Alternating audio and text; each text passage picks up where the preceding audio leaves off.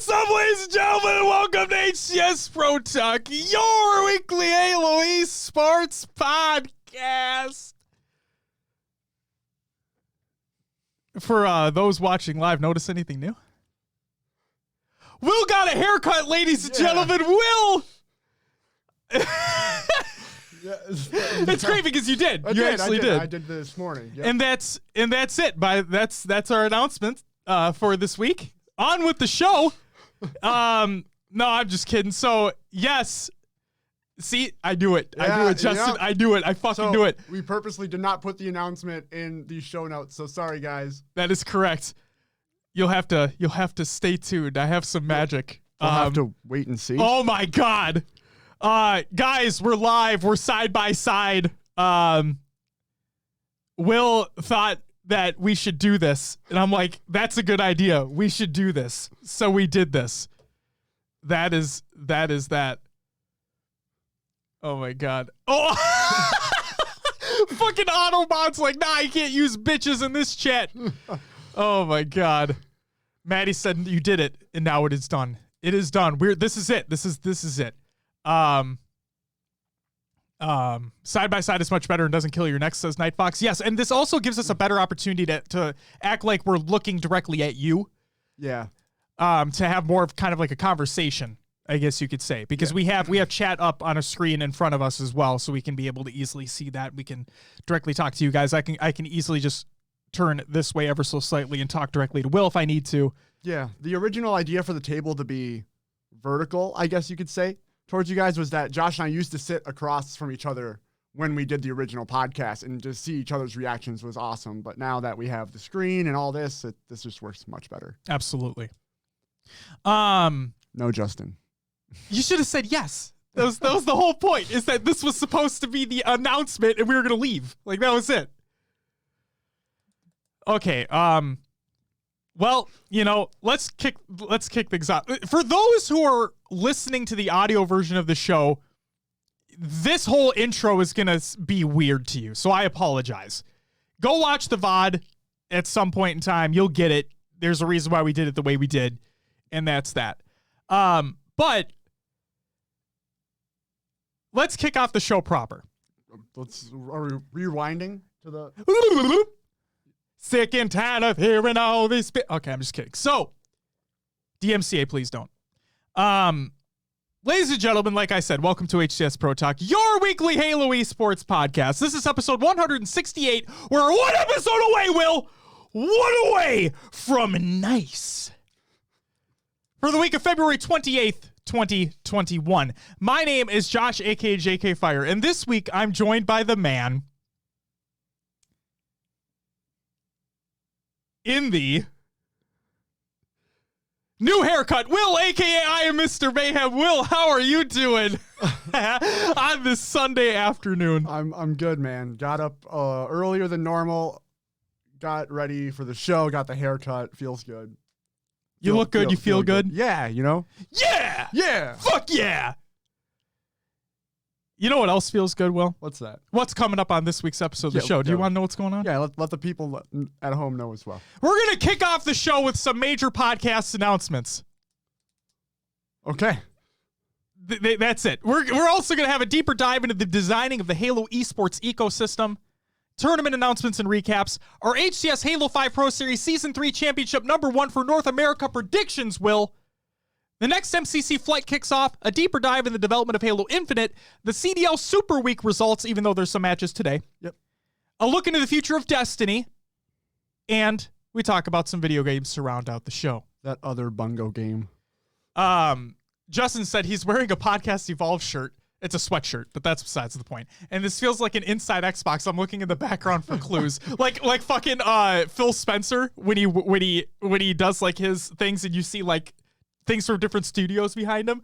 People were talking about how in a recent video of his, there's a Hideo Kojima statue behind him. And we're like, what the fuck? Is Death Stranding going to come to Xbox? Like, who the fuck knows what's going to happen? But before we get into any of that, and before Will even touches any buttons whatsoever, let's get into some announcements. And I have an envelope with announcements. What's written on the Starbucks cup? Oh, by the way, this episode is not brought to you by Starbucks. We are not sponsored by Starbucks. Or who makes these bubbler things? But they're so good. Who does make those? I don't even know. I don't know. Josh has while Josh gets the information out of the envelope here. All it says is from the makers of Clarburn. What the fuck is that? I don't fucking know what that is. Anyway, these things are delicious. You should try them if you haven't. Oh, man. Justin says an envelope. Yes. And Vicky says, I wish that we were sponsored by Starbucks. Yeah, free coffee, amazing. man. Be good shit. Sasquatch says, I thought it was a clue. It's not. We could have made it a clue. We should have put more effort into the actual live show version. Wait, are you not satisfied with my fucking envelope? With clues, man. I'm talking about with clues. You know what, though? I do need Fuck to... it. I love the gifts that you put I do need to explain in some the of them. Discord. Oh, wait, do you want to explain them after we say what the announcement is? Okay. I don't know if you want to lead into it or not. Shit. Fuck. Jordan says, what's in the envelope? Okay. I don't know. It's paper. What are you doing? My freaking laptop is freaking out. I literally click into our Google Doc and it like shoots down to page 14. It's done it twice now. Is there page 14, guys. Go open up the Google Doc. Go to page 14 in the show notes. nothing Maybe there's in a there. clue there. I'm just kidding. There's not. Bubbler is just their own brand, I think. I Googled it, says Vicky. Okay. So Jordan says, okay, guys, we know there's paper in the envelope. But is there? That's the real question. What is there? Oh, you're looking at the Discord right now? I'm looking at the Discord and everyone. Yes. Jesus Christ. So we do have some news. Will, without further ado, before I even read the two announcements we have, could you give us a drum roll, please? Oh, yeah.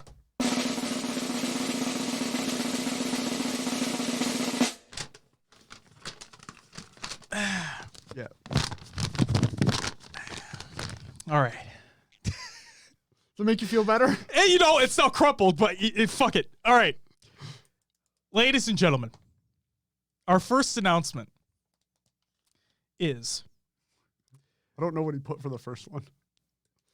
No, you know it. That's what we're about to talk about. I thought. Well, what? You said there's two? That's the second one.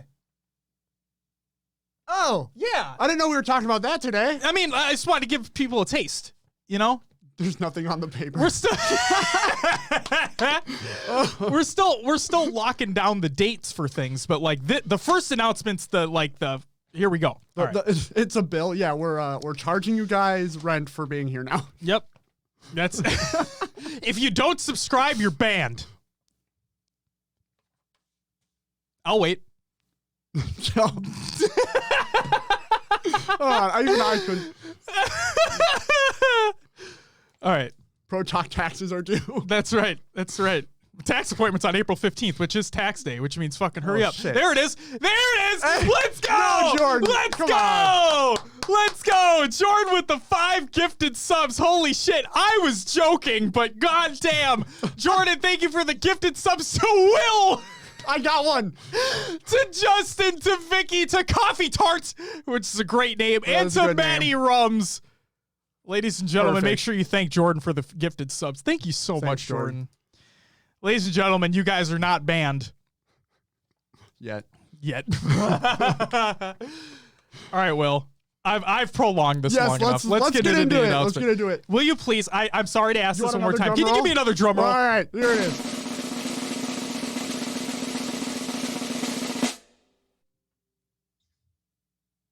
Oh, I didn't change the speakers back to Yeah, that's fine. Cool. Whatever, get on with it, Josh. All right, fuck! The first announcement does have to do with fucking Will's sweatshirt. He bought a sweatshirt. That's it. I'm just kidding. Our first announcement is HCS Pro Talk enters partnership with Podcast Evolved. We're doing it, baby. There you go. Would you like to write? I'm reading it. I'm going to read Okay. suspense. I want to see the people's reaction. It's the suspense, Will. Fuck. Oh. We are excited to announce that HCS Pro Talk has teamed up with the Podcast Evolved crew. If you're unaware of Podcasts Evolved, please go check out their website, halopodcast.com, where you can find links to their awesome shows, including Podcasts Evolved, Mission Debrief, Builds with Blocks, and Halo Book Club, as well as many other things.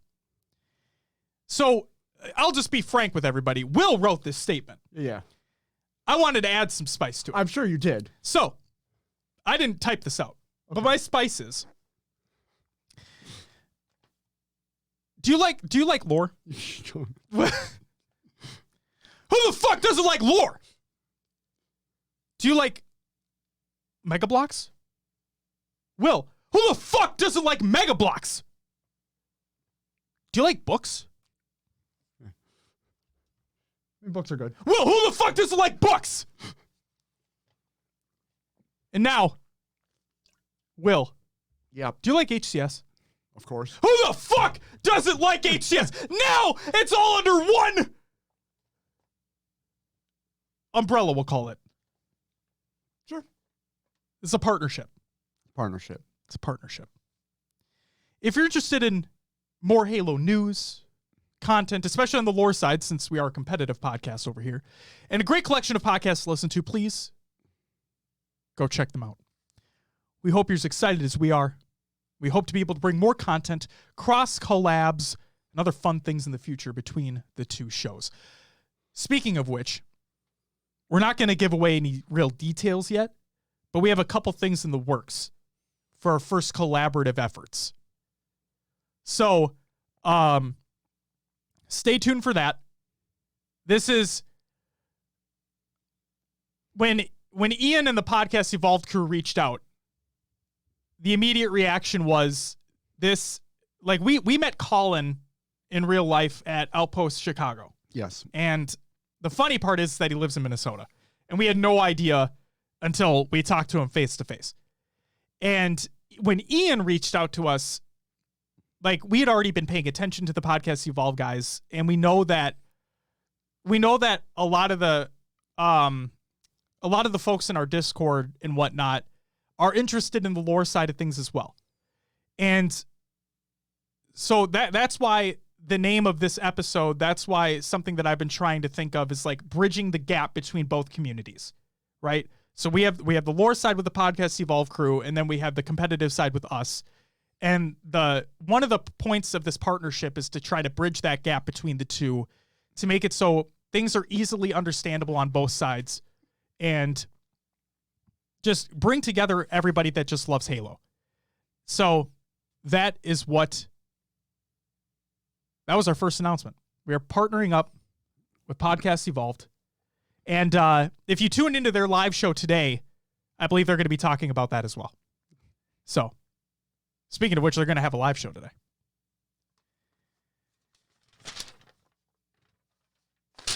Our second announcement for the show. And I'm not going to lie, Will, I gave this one away earlier. A little bit? A little bit. Oh, well. Just in a group chat, not like on an official capacity. Okay. I'm calling this March Interview Madness.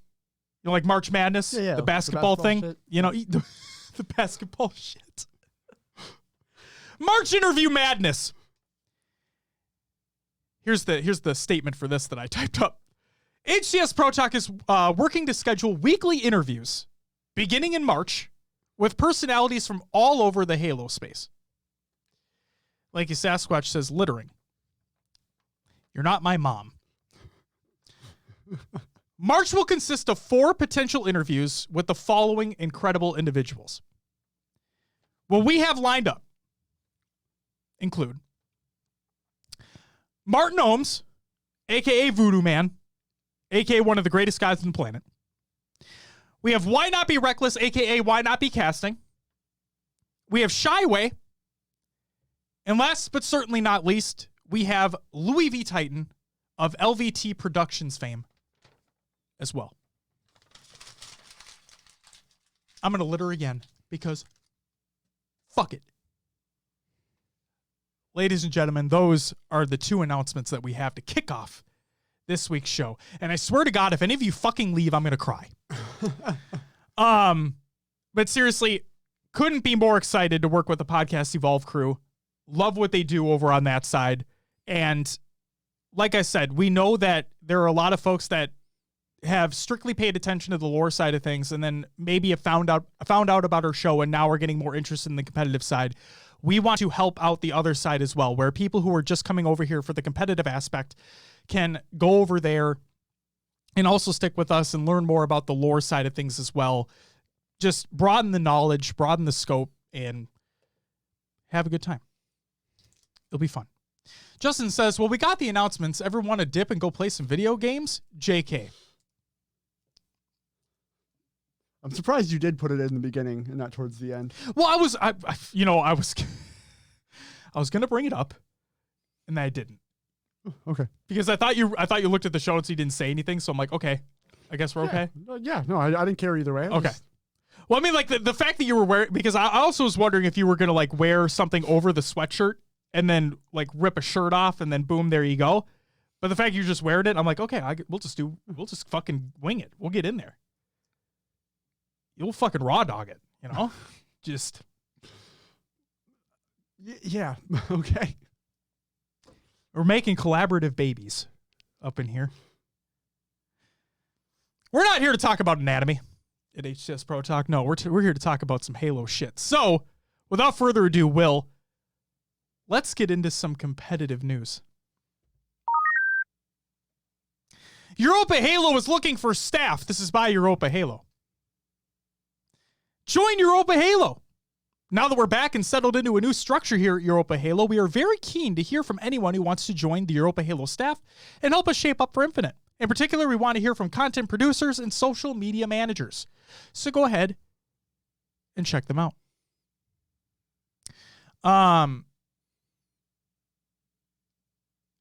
Vicky asks, Josh, are you going to confirm Eric's Discord theory that by a medical miracle, you yourself are pregnant? I am not. That would be something, but I'm not. I'm not. And neither is Santana, so don't ask about that either. Next news story, Blue Team Tournaments providing more teases. This is by Blue Team Tournaments. Get ready for the largest collaboration Halo tournament ever. We are doubling our prize pool this year. Who else are we getting to join this project? Stay tuned. Again, this is about like Project Rainbow Road. So I don't know what the fuck that is. But like Will said earlier, we'll have to wait and see. An esports engine update. This is by Adam Apicella, right? Yeah. I always mispronounce it. We started 18 months ago with 22 of us. We now have hundreds of teammates around the world, bringing on the best and brightest for broadcast, production, competition, and ecosystem. Clarity of vision and focus is intoxicating as an operator. So congratulations to them. I'm excited to see what they do in Halo Infinite. But we're not done. Next up, a competitive conversation. This is by Snakebite and Unishek. Thank you, Will. Yeah. Snakebite on Twitter asks, all right, serious question. How many times has MCC and Halo 5 both been updated since 2016? I love all the work to MCC because it makes the game actually playable, but wow, did they just decide to give up on Halo 5 or what? Udi replied with, hey PJ, the pub team who works at MCC is a separate team that works with external partners to update the game. The larger game team here focuses on one project at a time. At first, that was Halo 5, then it was supporting Halo 5 for years, and now it's Halo Infinite. If we were to pull anyone to work on Halo 5, which is now 5+ years old, that would mean taking them directly off of Halo Infinite. It's always a bummer when teams have to move on, but I believe that focusing on Infinite is the right call. Wouldn't you agree? Snakebite replies with, I can both agree and disagree.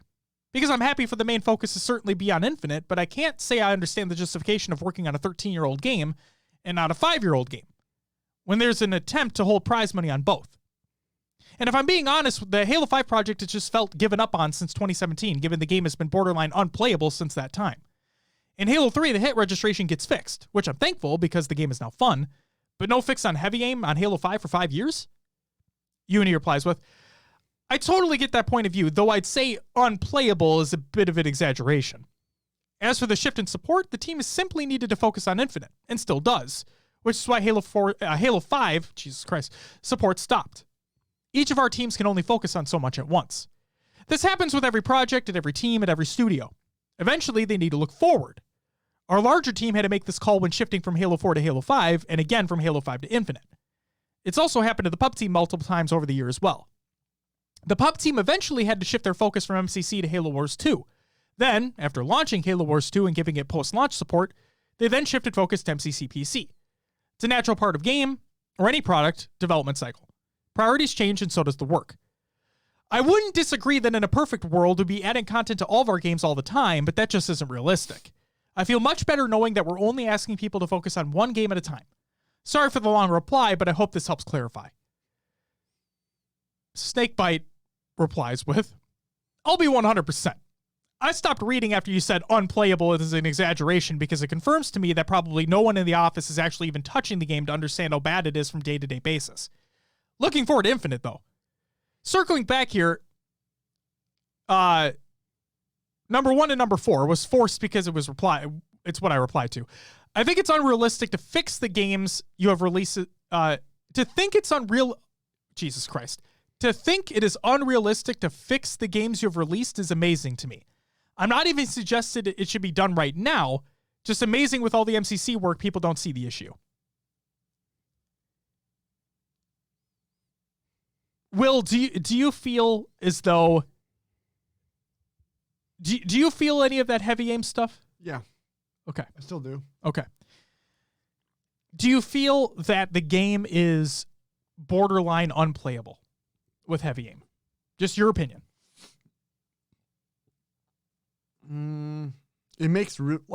It just makes close encounters very difficult. Because I have been stuck in situations where I'm trying to move my reticle and it just doesn't go because of heavy aim and the other person's flying around and shooting me. Right. So it's tough because Snakebite's talking from a top competitive standpoint, right? Which is not from his experience, it might be unplayable because that split second kill, life or death right there, could mean the difference between a $5,000 and $1,000 prize. Where for us, it's, just move on to the next game. Right. So, right. I don't know. I wouldn't say unplayable, but I get where he's coming from. And I get the same thing, like, from Uni's side, the team moved on to Infinite, and it's two different, it's a whole different team working on MCC that has nothing to pull from their studio. You know what I mean?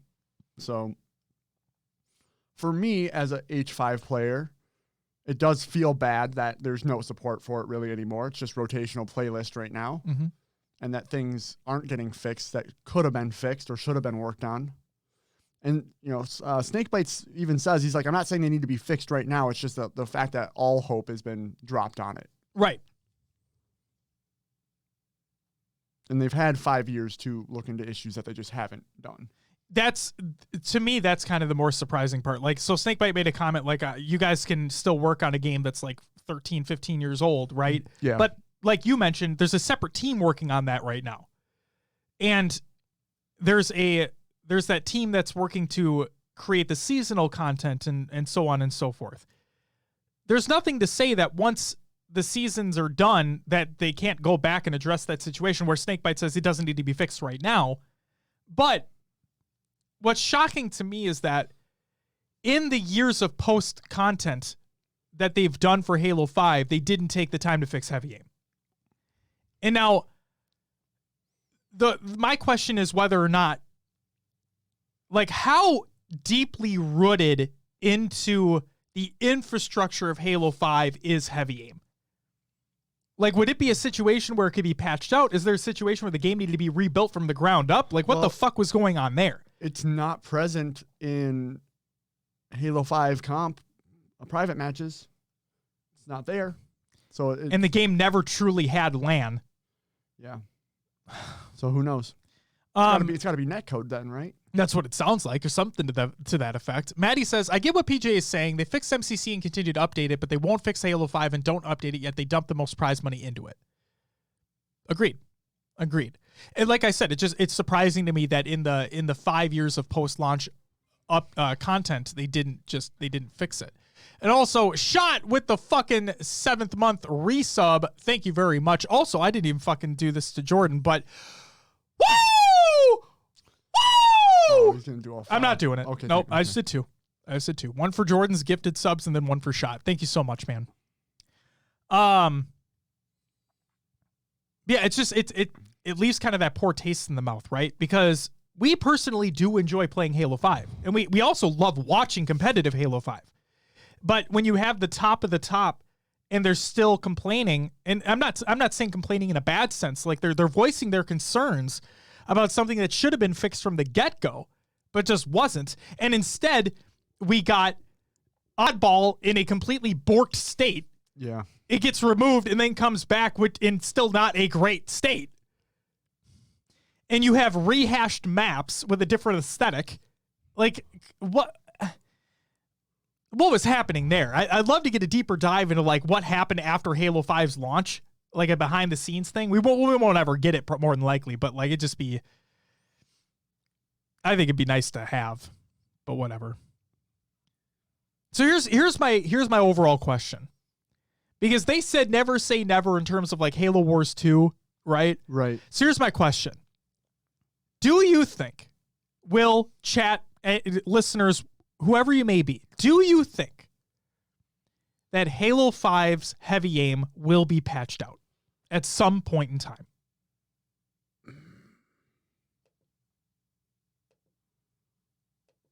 Is it going to be like Halo 3 where 13 years down the road it gets fixed? And it gets port to PC?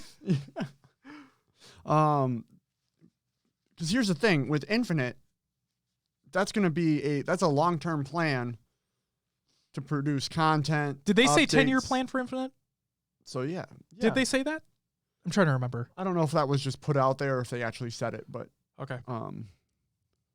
Yeah, I don't see it being fixed because that team's going to continue to work on Infinite content. Right. And so Maddie, Justin, Shot, and Lanky say no, that it's not. And how fucking sad is that? That just, again, it just makes me wonder what the fuck is going on there. Like, why wasn't it fixed in the 5 years after it launched? Why not? Justin says Infinite will kill H5. MCC will still have the audience because it's classic Halo plus PC, but H5 will die. Maddie says, I don't think Halo 5 will be played in the future like Halo 3, so won't justify the time or the money. And he says he agrees with Justin. So, okay, follow-up question, right? What if, again, this is all hypothetical, obviously. What if Halo 5 does get ported to PC? Because that's what people have been clamoring for. Well, that's the thing. Infinite's going to be on PC. And if they port H5 to PC, do they just try or somehow put it into MCC?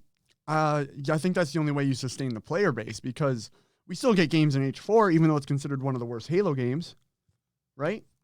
Fucking heathens who think H4 is terrible. Just kidding. So, I mean, if they got H5, it would give, like,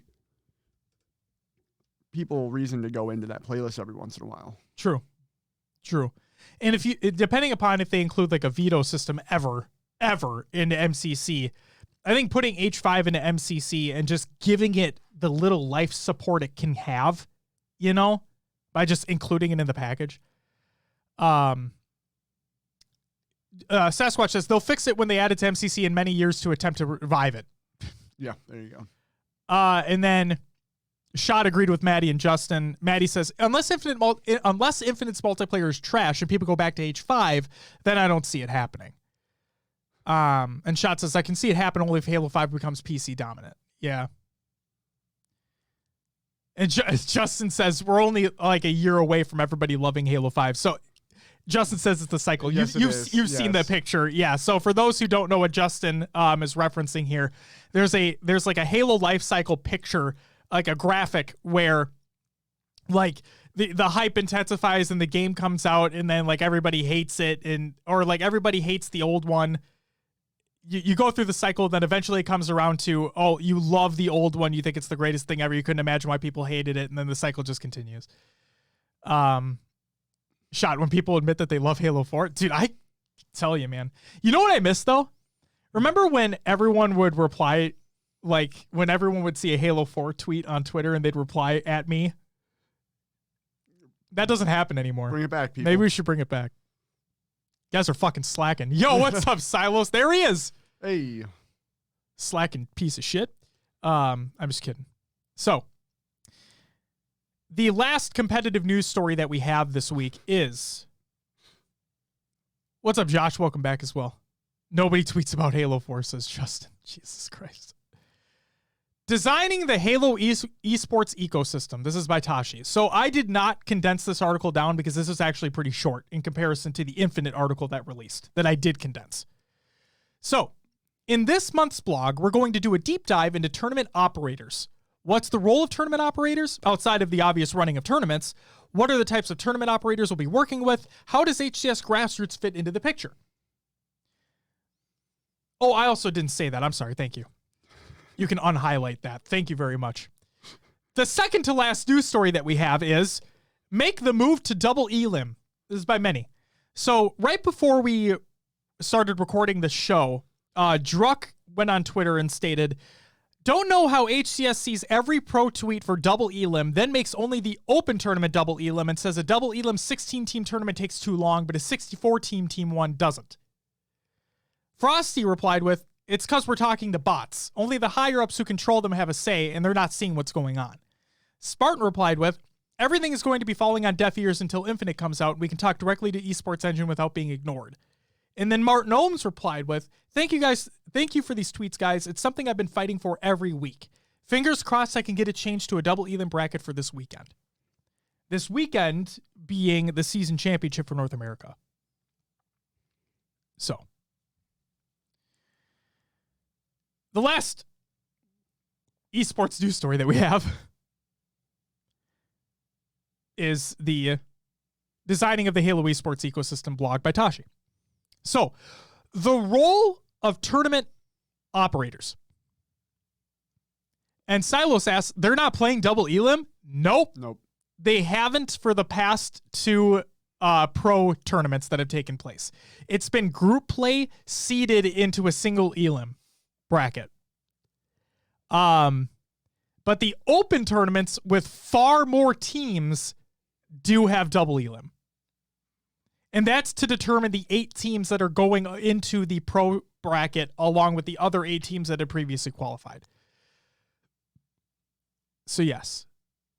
Josh, we are partnering with another podcast group. We're partnering with another podcast group. What's up, Dave? Also, I never said this. Both Jordan and Dave are so Sanguilios are here in the live show. So the role of tournament operators.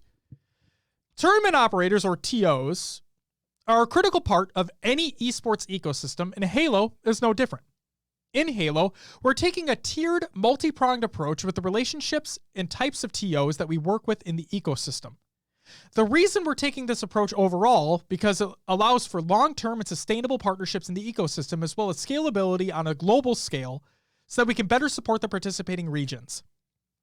This starts with official HCS events, which are fully funded by us. There's also a hybrid approach, where we are jointly funding events with tournament operators, as well as the grassroots scene, where we are there to support with promotion, prize pool, and more. Over the last few years, we've been experimenting with different business models at different times to learn and inform how we want to structure Halo Infinite's esports ecosystem. While the different models have been done in a more staggered way, Halo Infinite is when all the tournaments in this tiered system will be taking place at the same time. At a high level, TOs are the executional arm of both competition and broadcast, typically made up of tournament administrators and broadcast producers. Additionally, they are responsible for booking event venues, setting up the stage and event, and ultimately executing the event. Even for official HCS events, think HCS Invitational at South by Southwest, we hire tournament operators and spend months working with them closely on executing and delivering our vision. Oftentimes, the vision will start at a high level and then be molded and crystallized as both parties share ideas and collaborate, as well as make adjustments due to logistical hurdles that might arise. We prefer to work with partners who can bring ideas and creativity to the table and are as passionate as we are delivering a great player, fan, and viewer experience. Esports Engine. To take this a step further, we created a role for Halo Infinite Esports called Global Management Partner. We knew that as a relatively small team, we would need support in solidifying and executing our vision for the Halo esports ecosystem from a competition, broadcast, sponsorship, and so much more. That's where Esports Engine comes in. On top of that, we're excited to say that we've hired Esports Engine to be the main operating partner for official HCS events for Halo Infinite, as well as the Halo World Championship. We stated in the past, also Will, you can leave the door open because it's getting a little toasty in here, as I bet you can imagine. We stated in the past that we see Halo Infinite Esports as a continuation of 2018 programming and events, and this is the same core team, plus more, who we worked with back then. Global operators. While the HCS team is based here in the United States, we do have a global vision in place for Halo Infinite Esports, where we're looking to host competition for players in Europe, Latin America, Australia, and New Zealand to start. To help us operate in those regions, we've also been working to enlist the help of tournament operator partners local to those regions. Our vision is to find operators who are able to partner alongside us in the local Halo community to grow the scene. Oftentimes in esports, tournament operators are running events on a game but have little to no support from the publisher and are often left to fend for themselves. As architects in the ecosystem, we want to work with tournament operators in a way that is sustainable long-term so they can see the return on their investment and increase their investment over time as the scene grows. Finally, it's important that TOs are investing alongside us and our players and ecosystem because it means that they're more incentivized and ultimately care more about the success of everything. This philosophy allows us to scale globally at the start of Halo Infinite's esports journey and sets the path for future expansion. HCS Grassroots. Like always, HCS Grassroots will continue to support standard tournament operators. UGC Classic or Gamers Outreach are good examples, as well as community tournament operators, think Halo Australia, GT Halo, etc. For us, it's about supporting these existing partners who had already been operating before HCS Grassroots even existed, but also adding new partners into the ecosystem and working to ensure that each of them have opportunity to grow.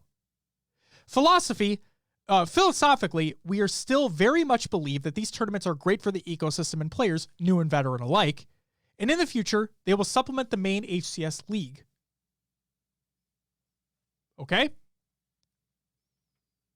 So, HCS Grassroots partnered events will supplement the main HCS league. Ultimately, for some HCS Grassroots tournament organizers, not necessarily community TOs, deciding to invest in Halo is a business decision as well as one of passion.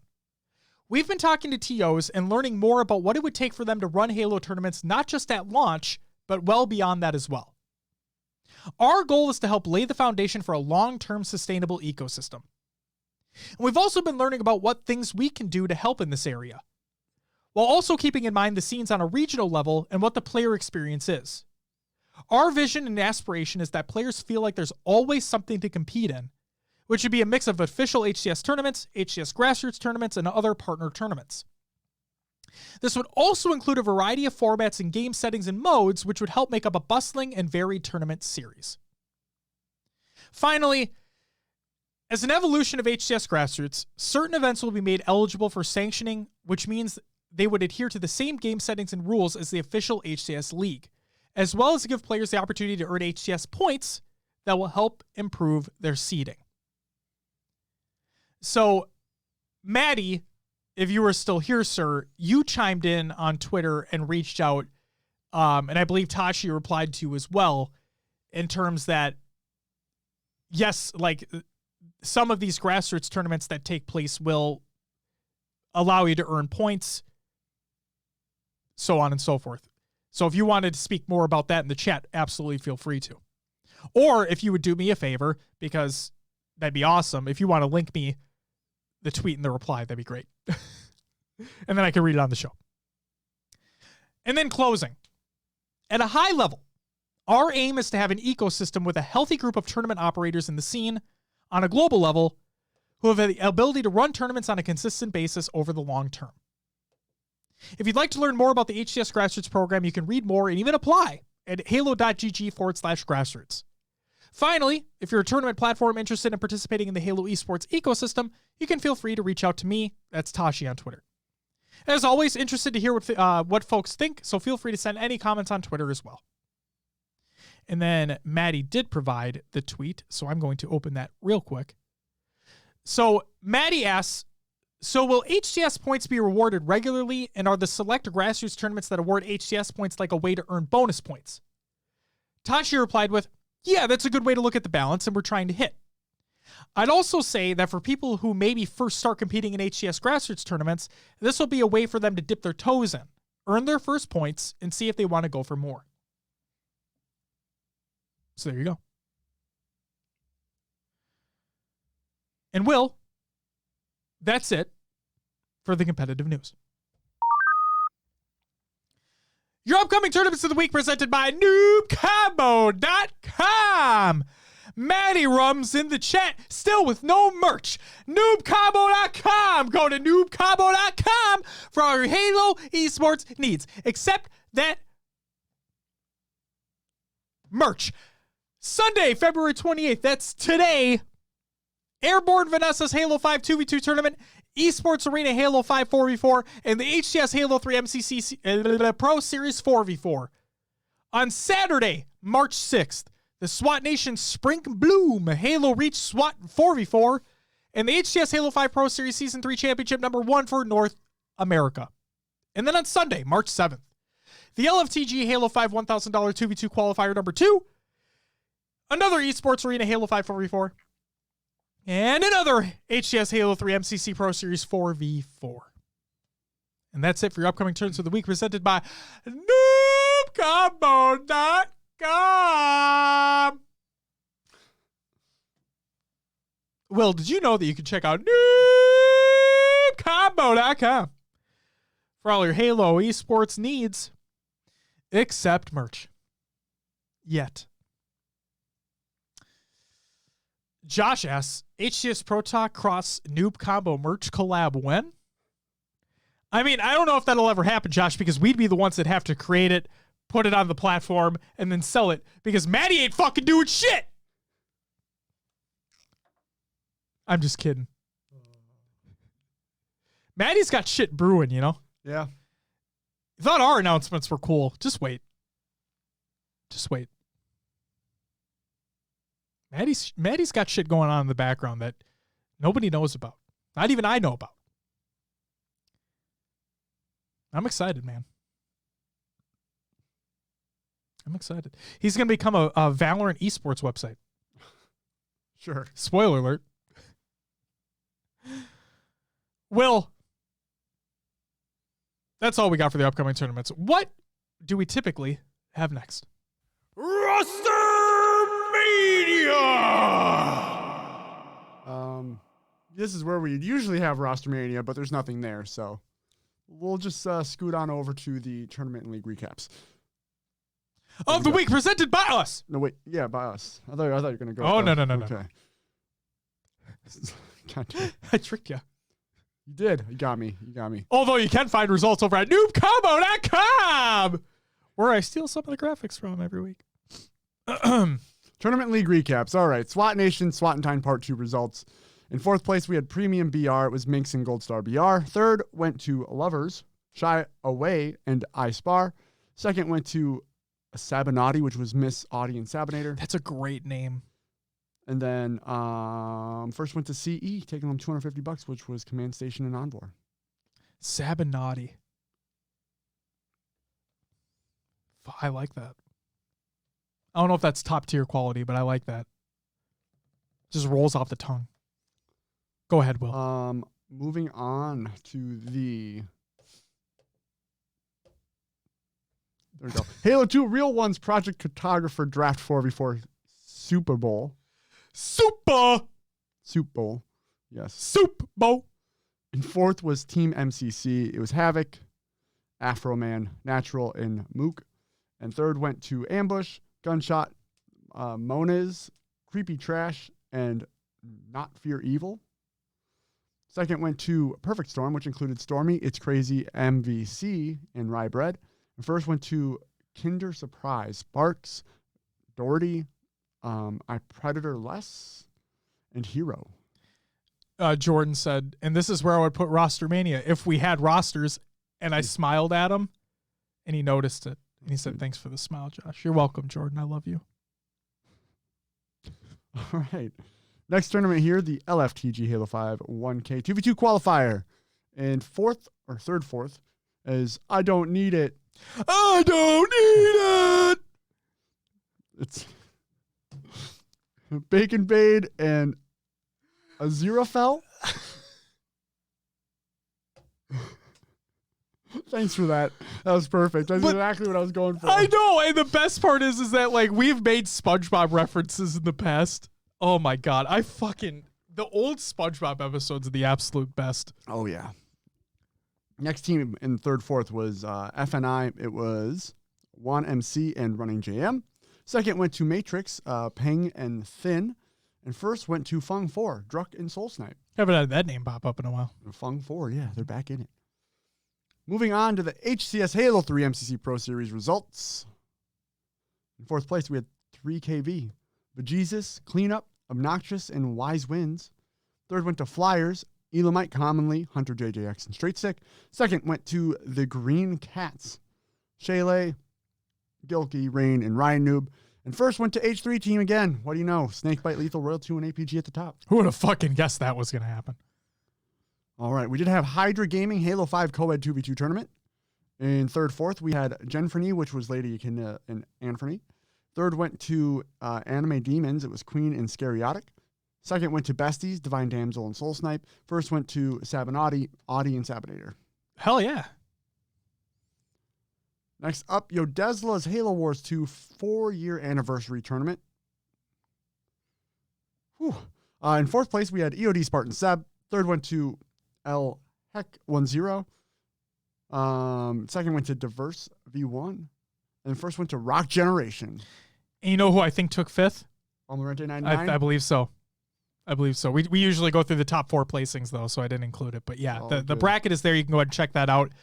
Just cool to see that even though Halo Wars 2 no longer is getting post-launch support, I mean, it's awesome to see that the tournaments are still taking place. It's fucking awesome. So, yes. All right, moving on. Pen Halo, Halo 3, 2v2 results. In fourth place, we had, is that Abba Goats? I'm going to go with Cutie and Aperture. Works for me. Third went to On My X. It was Hunter JJX and Straight Sick.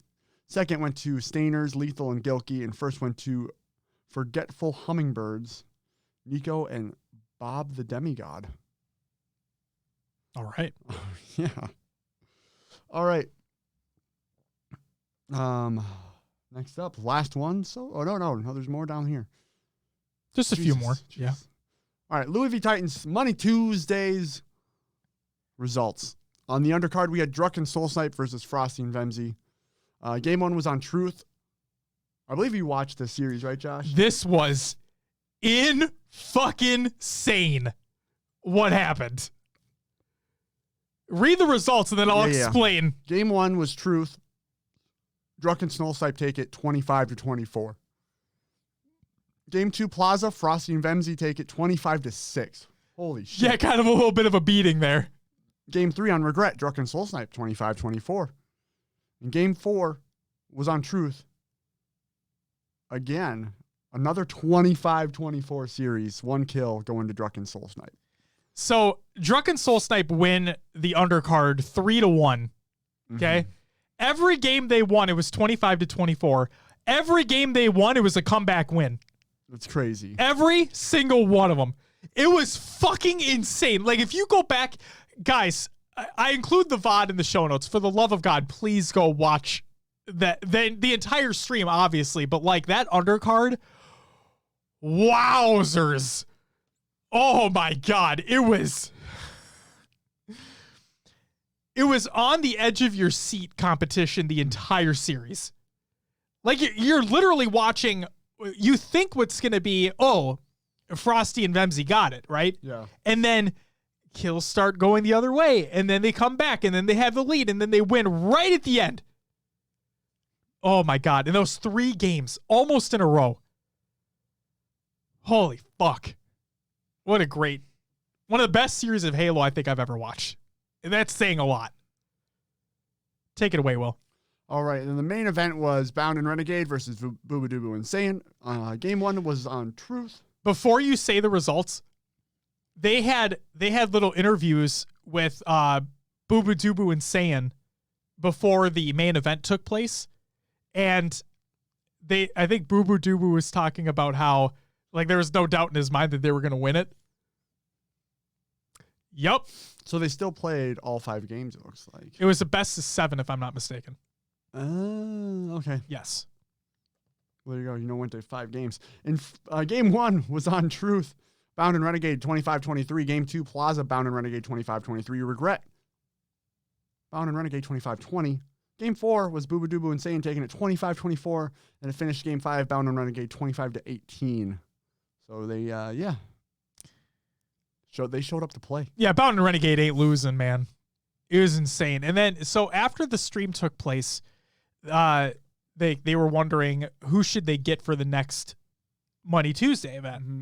And like they had an interview with Renegade and Bound after the fact, and Bound I think was muted the whole time, but Renegade was talking on behalf of both of them, and they were throwing out like there was a couple.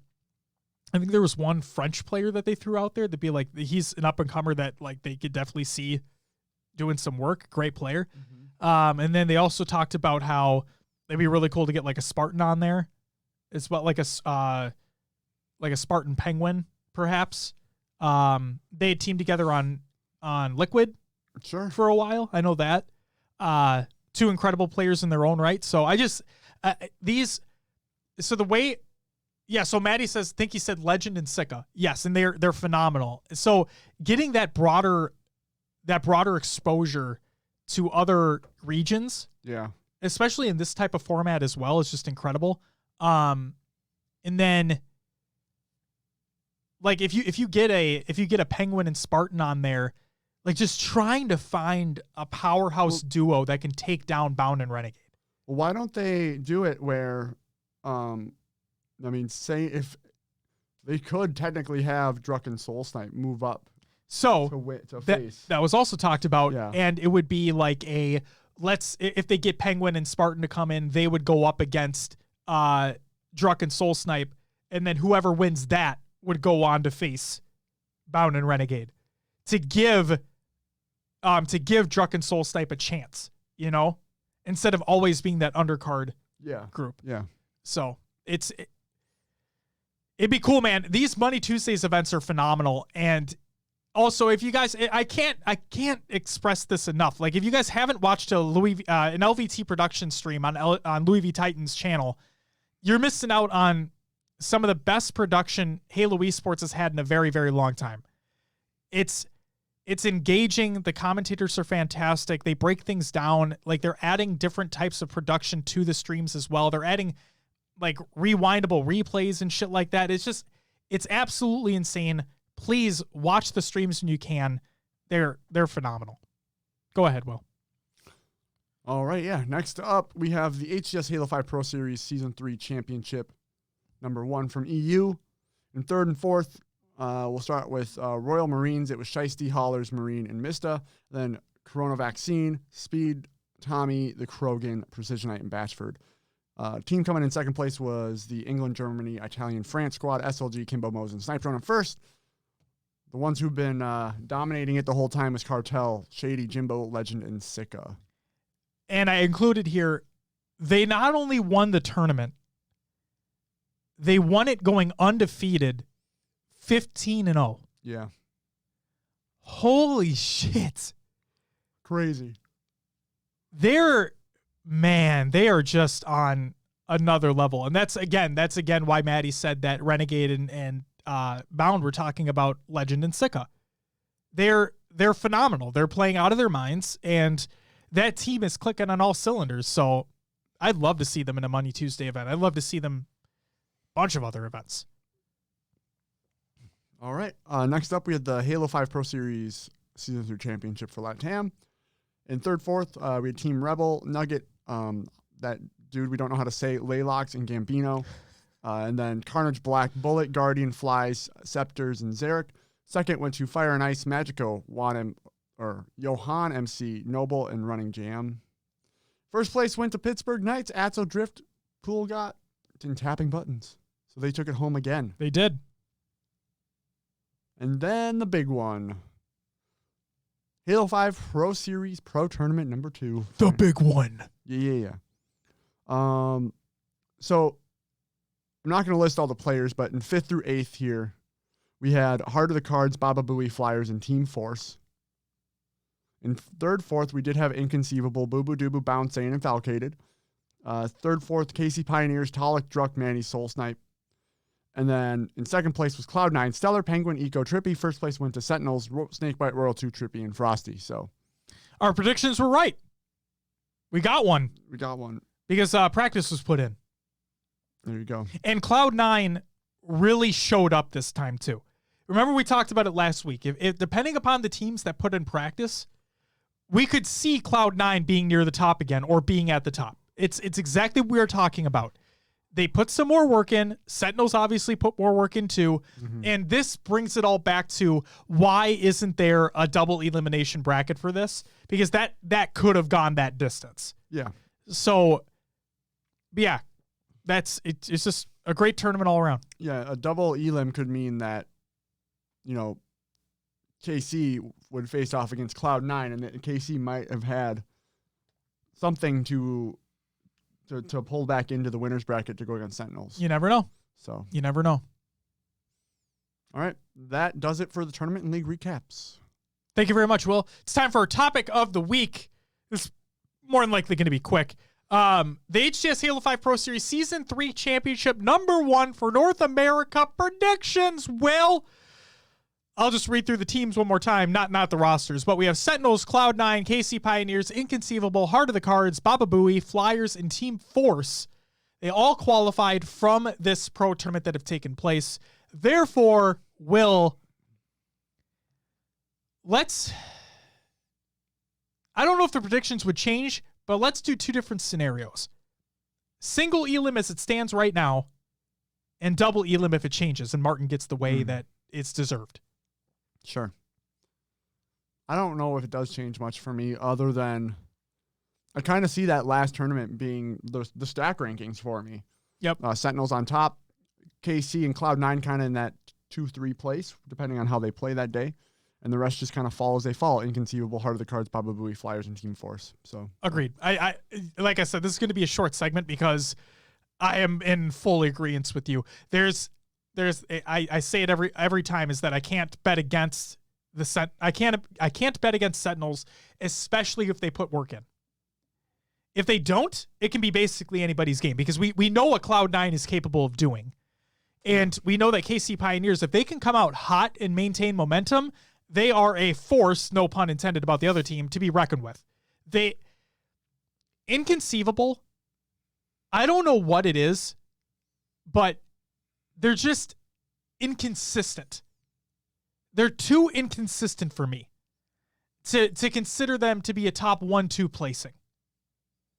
So I'm fine with keeping them in the 3-4 spot, but Inconceivable is the one team that I can look at and be like, I love all the players on the roster, but I can definitely see one of these 5th through 8th teams making a little bit of a splash and knocking them down a peg. They're the team I can see that happening to. But if KCP is on fire, they're not going to be anything out of top 3. But yeah, Inconceivable, if they're not on it, then I can see them being dropped down. So we'll have to wait and see. But do you think Sentinels are going to take it? I'd say so. Okay. I agree. Will, it's time for some regular news. Halo television show has switched platforms, Will. This is by Paramount Plus. Because Suit Up Spartans, produced by Showtime, Halo will premiere on Paramount Plus in 2022. 2022. So there you go. Halo Infinite received help from Gears Studio, the Coalition. This is by Game Informer. And this is obviously should come as no surprise, but I'm going to read this anyway. So a Microsoft spokesperson tells Game Informer, quote, "As we've done in the past, the Coalition chipped in to help out with development on Halo Infinite on a temporary basis. It is fairly common for members of the various Xbox game studios to lend their expertise to games other teams are working on, much like how other members of the 343 team have contributed to other Xbox game studios products through the years. This ability to share talent is one of the greatest strengths of the Xbox game studios, and we're grateful for all the individuals who have pitched in to make Halo Infinite the best game it can be," end quote. Again, not really a story there, but, people were blowing things out of proportion. Like, oh, my God, this thing's in much worse shape than we thought. They have to bring in other studios. Oh, my God. No. So fuck off. Next up, Hot Drops. It's by Grim Brother 1. New MCC armors that are in the flight right now, which is live, which we'll talk about in a second. The star of the show for the upcoming season will be a tribute to the members of Fireteam Raven. Players first encountered the Hell-Jumping Quartet in the eponymous arcade game that saw you hot drop in the middle of the battle on Installation 04 to experience the events of Halo CE from an entirely new perspective. So these include ODST TAC, Demo, Com, and Heavy. One particularly cool new detail coming to MCC cosmetic customization is the addition of back attachment gear. And leading the way is some battle-tested equipment ready to augment your Spartan's available repertoire. Spoiler alert, there's no dogs, Will. Oh, you can't have a dog on your back like Fortnite. Damn, no cool back bling. Nope, but there's a tactical pack, a demolitions pack, a communications pack, and an ammo pack. There'll probably be more, but there you go. And then in addition to the tactical gear pulled from the Helljumper ranks, you will also eventually be able to unlock some new prototype tech forged in Anvil Station Skunkworks departments. So, okay, these are glowing armors. Sweet. And they include Infiltrator, Nom de Gros, I don't know if how to pronounce that, Hammerhead, COS, and Lancer. And I actually think they look kind of cool, not gonna lie. There's new MCC maps from Halo Online. These two include Waterfall and Edge. They're in the flight right now. And there's a new Halo novel. But wait, that's not all. We're also excited to announce a new Halo novel in the Halo universe. Halo Divine Wind by Troy Denning, wrapped elegantly in this awesome cover by Benjamin Carr, or Cara. I don't fucking know how you say his last name, but I apologize, Benjamin. And of course, you'll hear more about it in the Podcast Evolved podcast that is happening live later today as well. So tune into that. The MCC development and flighting updates is by Postums. The flight is live! Big news coming up first. Flighting is kicked off for Ring 3 today. For those of you who are registered Halo Insiders, check your Waypoint messages for all the necessary details to get in on the action. We invited every Halo Insider this time based on your platform preferences, so make sure to check those inboxes. If you just recently registered, you may have missed the cutoff for this flight, but hang tight as there are more coming this year. For this flight, there's a lot of content. It's all broken down in the flight overview, which will be linked into your messages here on Halo Waypoint. To make sure you're all caught up with the latest, be sure to give it a look to learn all about MCC's February flight. But the two big things included the custom game browser. On the development side, the long-awaited custom game browser is coming in a future update to our current flight, so long as the next week or so goes smoothly. With custom game browser, we took time to listen to as much feedback as we could over the years of what players really wanted and brought in as much of what that core functionality as we could. This means allowing for games to be played on dedicated servers and allowing players to effectively create your own playlists. These are referred to in-game as variants, which allow you to create a custom selection of game modes and maps built with custom rotations and repeatable options. In other words, that sounds like it'd be really cool for tournaments. Didn't even think about that. That sounds really fucking cool. We think players will be pleasantly surprised and quite happy with this tool's feature set when it's out in the wild. We are very excited to roll this out in the flight first for Halo Reach and build on it and expand it to more games over time. It's a very robust tool, and over time will come online for all titles in MCC, as you have to tinker with and customize it to play nice with all the various game engines and file types into each Halo uses. So, if you're in this flight, please make sure to jump in and try it out. Help us figure out as much of these oddities or issues with this tool at scale with a large audience so we can smooth out any wrinkles it may have before it's ready for prime time. So, I think it's very important to say this again, that based off of this information, it's only coming to Halo Reach first. Not even in the flight, but in general. And then it'll be added to other games later. So, maybe not for tournaments yet.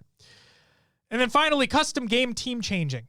With this flight, players will now be able to change teams while in-game during a custom game. This is a feature we're tracking to have functional across all games in MCC by the time Season 6 comes out, and are curious to see how players interact with it during the flight. So, there you go. Final news story that we have. The big one. And like I said, I condensed this down a lot. Inside Infinite for February 2021. This is by 343 Industries. In today's Inside Infinite, we'll be discussing, and in some cases showing, our campaign's expansive world of Zeta Halo with help from members of the Halo Infinite team. Next month, we're looking forward to shining the spotlight on our audio team, and then in April, we'll sit down with our PC team and talk more about what you can expect when Halo Infinite lands this fall. April sounds like a pretty fucking good one. So bringing Zeta Halo to life. The question is, so far, our live and sandbox teams have shared insights into their vision and goals for their respective teams' aspects of Halo Infinite. When you and your team set out to accomplish their tasks each day, are there any guiding principles? Justin Dinges, or Dings, or I'm sorry if I mispronounced your last name. Justin states, as far as our artistic goals for the campaign goes, we have focused on two key themes, legacy and simplicity, when it comes to the visual experience we are building. For legacy, we really want players to feel like they are experiencing a game that they remember fondly, Halo CE, but with modernized graphics, of course. As far as simplicity is concerned, we wanted to ensure that we steer away from overly noisy designs and details, which is a key takeaway from the team coming off of Halo 5. With Halo Infinite, we wanted to take this new adventure back to its roots and create a visually pleasing experience that doesn't overwhelm with unnecessary complexity or readability and clear artistic composition prevail. This is our artistic interpretation of a beautiful world to exist within, rather than something that is purely grounded in photorealism.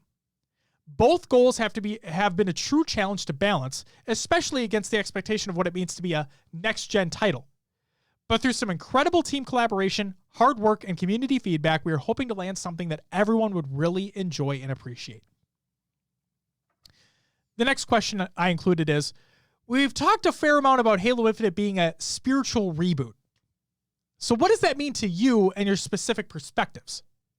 Troy Mashburn states, the grapple shot is a great example of adding something new that also supercharges things you are already familiar with, like clamber or melee.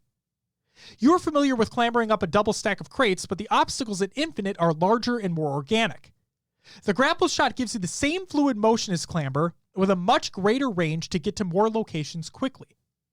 Also, if you're a fan of using melee, like I am, you are going to love grappling towards enemies to land that powerful knockout blow. So satisfying.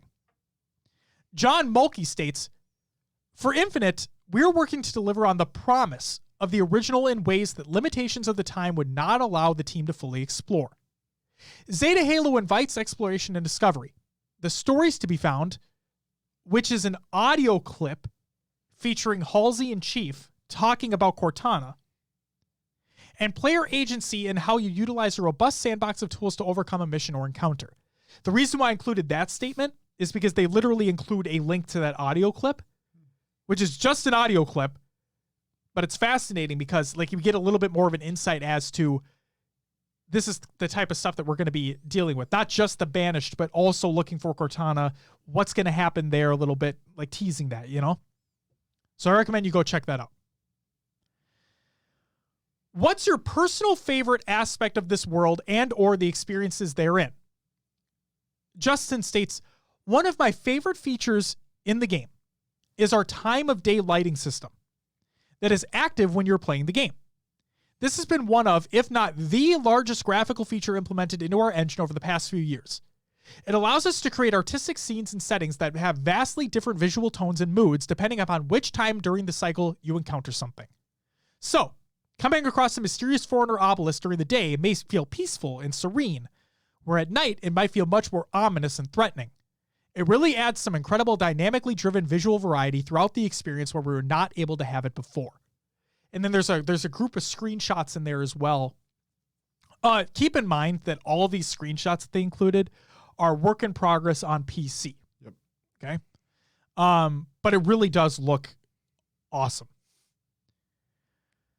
Story is going to be coming at the player from every angle.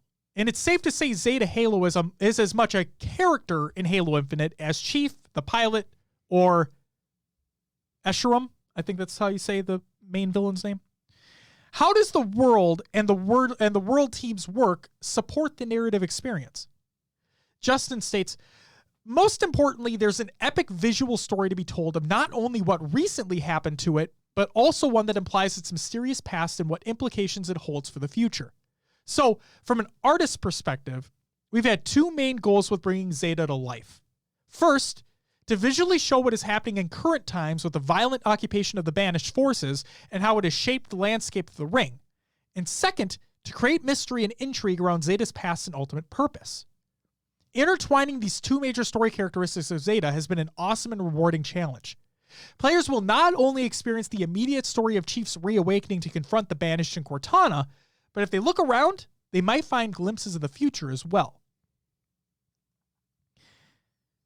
How does the introduction of new equipment and traversal mechanics like the grapple shot factor into the creation of this environment? And how does it inform the foundation for encounters within the world?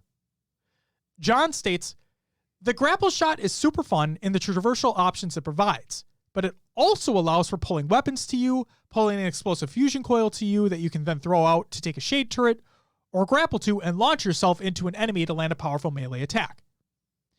Beyond the undeniable fun of the grapple shot, you can carry around another 3 pieces of equipment with their own unique roles and a utility that you can quickly swap between at any time. The combinatoric play you can create in this way opens an astounding number of play options, and I cannot wait to see the YouTube videos people share showing off moves we never even imagined when developing them. You know what that reminds me of, Will? The Dark Souls, use the D-pad to change the items that you have in a rotation. That's what that reminds me of. Unless each one is tied to a D-pad button, which could be the case as well, but that's just what it reminds me of. The fact that you're able to hold another 3 pieces of equipment with their own unique roles and utility. And you can swap between them at any time.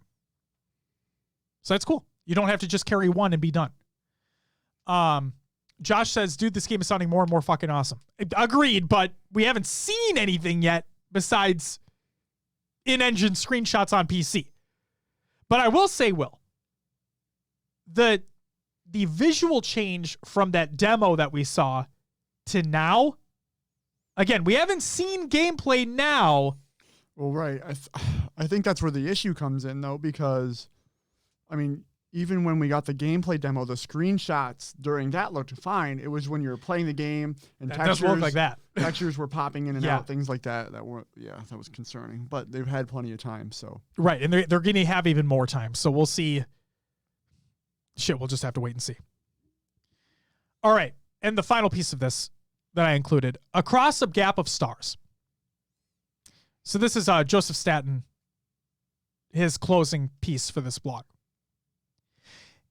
As you read this month's update and look at the screenshots, you might have the same question I did when I joined the team last fall. What kind of game is Halo Infinite? Infinite's world is incredibly large, and its vast combat zones connect seamlessly to each other. Its vistas are filled with adventures that entice you to stray from the Golden Path story missions. From a distance, it might appear that we're building an open world game, but that's not really the case. We're making a Halo game, a sandbox shooter where our goal is to make you feel like the most powerful actor in a rich, emergent sci-fi combat simulation. For example, if you zoom into some of this month's screenshots, you catch glimpses of the wildlife that inhabits the ring. Halo Infinite's campaign does not have a crafting system. However, let me restate this. Halo Infinite's campaign does not have a crafting system, however, and you won't spend time hunting and skinning animals to make better gear for Master Chief. Spartans wear Mjolnir assault armor. They don't need leather boots. What you will spend time doing is plummeting from a rocky overlook into the heart of an enemy patrol, eliminating their leader with a well-struck plasma grenade, using your grapple shot to pull his power weapon off the ground and into your hands, and then empty its magazine into the rest of the patrol, scattering the nearby wildlife back into the burrows. Which is to say, we've designed Halo Infinite so that you're freer than you've ever been to do what Spartan super soldiers do best. Survey a battle space, plan your attack, engage the enemy, deal with whatever surprises the sandbox throws your way, and then rearm for the next battle. What's different this time is that you have more freedom than ever before to choose your path throughout the world. Follow a hidden cave system into a well-guarded fortress. Wind your warthog through a fog-filled mountain pass. Capture a banshee and fly to a floating ring fragment across a gap of stars.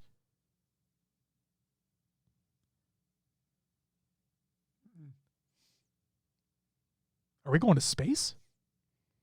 Will? Starting SpaceX on Data Halo. A strong narrative remains at the heart of the Master Chief's adventure, and your journey between story missions is entirely up to you. So then, what kind of game is Halo Infinite? It's the most open and adventure-filled Halo game ever. It's the Halo game we could only dream about making 20 years ago, and we can't wait for you to explore it.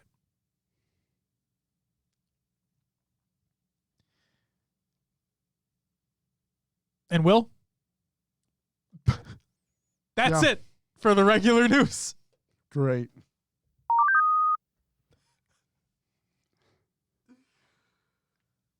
Everything okay now? Yeah. Okay. Having a grand old time. Oh my God. It's time for Con, another Games Watch!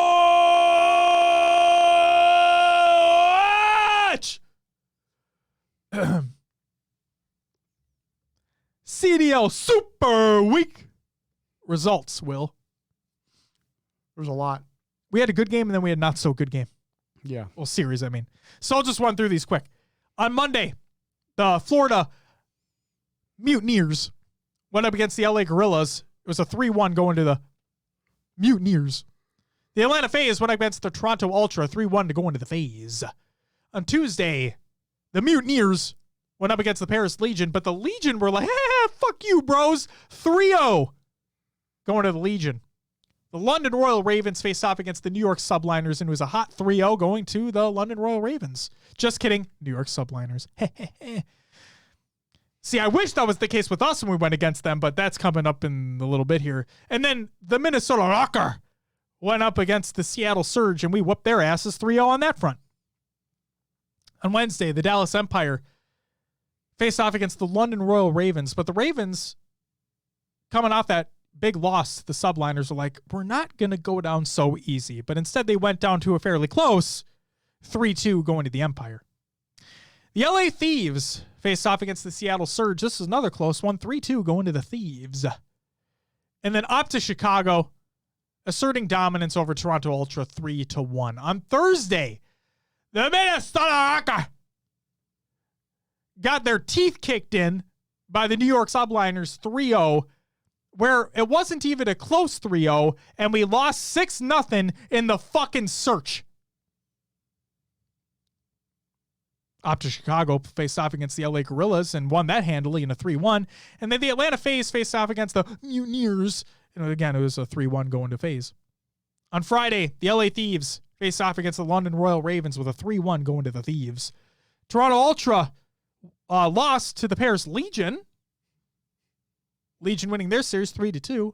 And then the Dallas Empire, in a crazy reverse sweep fashion over the New York Subliners, wins it 3-2. Phenomenal series. On Saturday, February 27th, yesterday, we had the Atlanta FaZe going up against the Paris Legion. The FaZe win it 3-2. We, the Minnesota Rocker, faced off against the London Royal Ravens and beat them 3-0. And finally, the Toronto Ultra took on the LA Guerrillas in another hotly contested 5-game series, but this time going to the Guerrillas 3-2. Today's matches include the New York Subliners against the Seattle Surge, which I would imagine the Subliners should win. Opta Chicago go up against the Florida Mutineers, which I imagine Chicago should win. And the Dallas Empire go up against the LA Thieves. That's going to be a good one. Mm-hmm. It's probably the premier match, and that's probably why it's the last one. Yep. And I honestly think it could go either way. Yeah. We'll have to see how the cookie crumbles.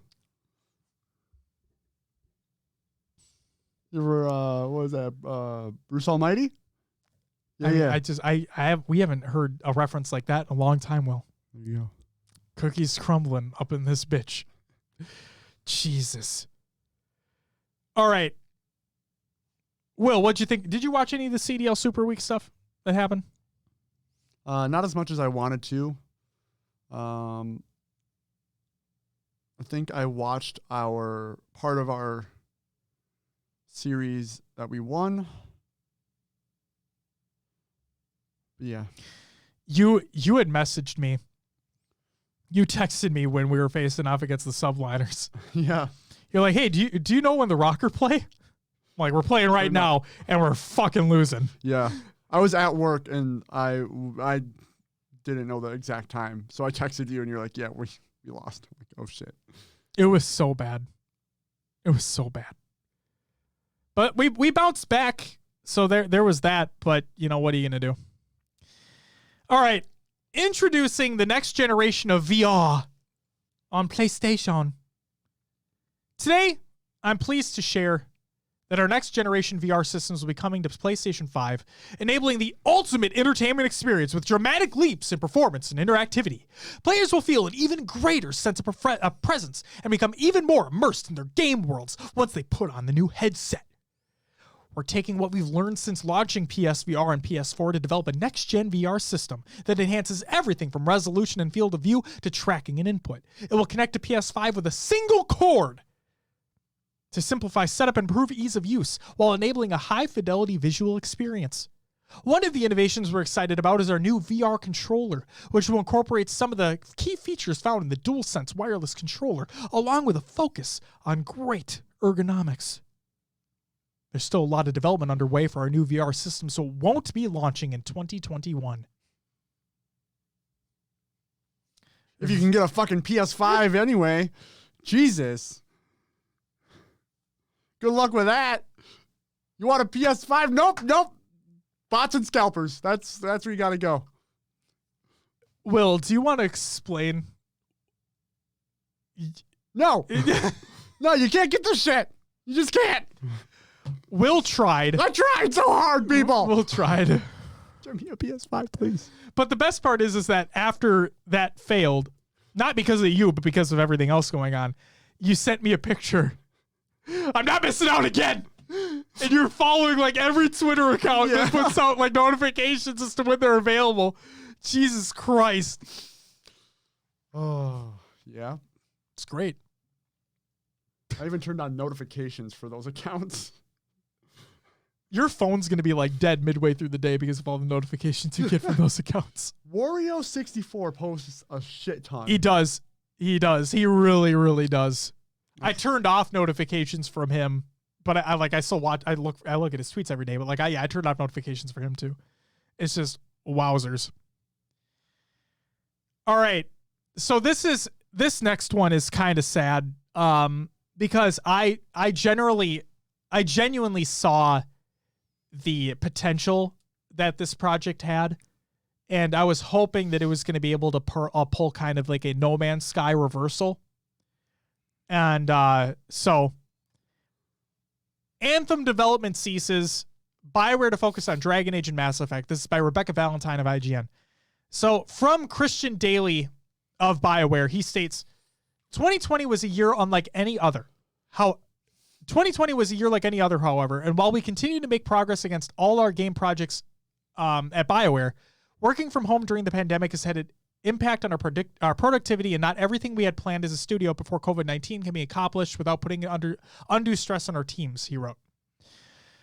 I know this will be disappointing to the community of Anthem players who have been excited to see the improvements we've been working on. It's also disappointing for the team who are doing brilliant work.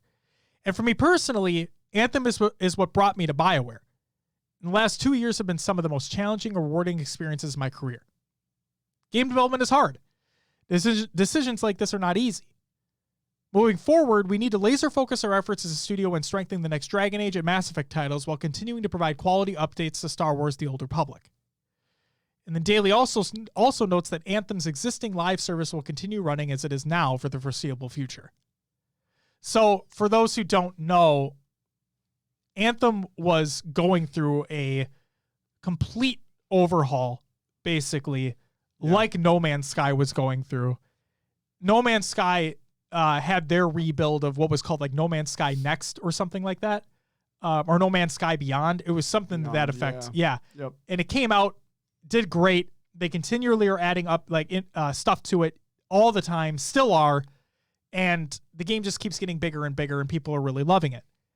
And Will, you and I played with Joey. We got EA Origin Access Premier when it used to be called that. Yep. And we did it for a month so we could play Anthem. I basically I was pushing it on you two because I was genuinely excited for it. Dom got it too. Yeah. And I was genuinely excited for this because it felt like, besides all the PR bullshit of the pre-recorded comms that they did during the E3 showcase and shit, it just looked different and it looked cool. I mean, in theory, everyone has their own customizable Iron Man suit. Yes. And you can fucking just fight how you want. And be in the air and fucking fly anywhere. It just looked awesome, right? And then the game came out and it was a fucking disaster. Like, it didn't hit any of the pure definition of overhype was for that game. And I was part of that problem because I was genuinely excited about that title. Well, like, even so, like, the combat didn't feel meaningful. No. The loot wasn't meaningful at all either. No, it didn't feel like you were, The narrative was non-existent. The repetition required, it was worse than Destiny. Yeah. It just wasn't worthwhile of an experience to have. And then, and the reason why I was so excited for this is because you had BioWare coming off of, I'll just put it bluntly, a bad fucking game in Mass Effect Andromeda. Like, that game was not good. Okay? If you liked it, good for you. That's your opinion. But arguably, that game is just not good. And this was their chance to really, this is our brand new IP. We're starting from scratch. We have these grand ideas. We know how to do a sci-fi story and experience unlike any other with the original Mass Effect trilogy, regardless of people's thoughts on the ending of the trilogy, whatever. The journey that got you to that point was unlike anything else that existed before. They have that type of pedigree. Dragon Age Origins was an incredible game. Dragon Age 2, meh. Dragon Age Inquisition kind of got back to those roots, was a good game, right? They have the pedigree available to make something special. You have Star Wars KOTOR. Like, they have that, right? And then to see all this come out and just implode within themselves. It was terrible. And I always, in the back of my mind, I always thought, like, they have the potential to make something special with Anthem. And I was really hoping that their update or their reboot of what they were going to do was going to be their No Man's Sky. It's just, unfortunately, is never going to be a thing now.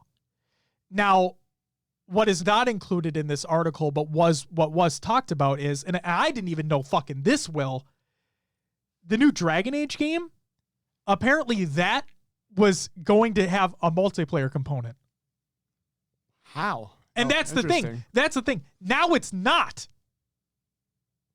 Now they're focusing their efforts on making a strictly single-player game. And frankly, I say, yes, that's what it should have been from the get-go. Right. Why the fuck were you going to try to force-feed a multiplayer component into that?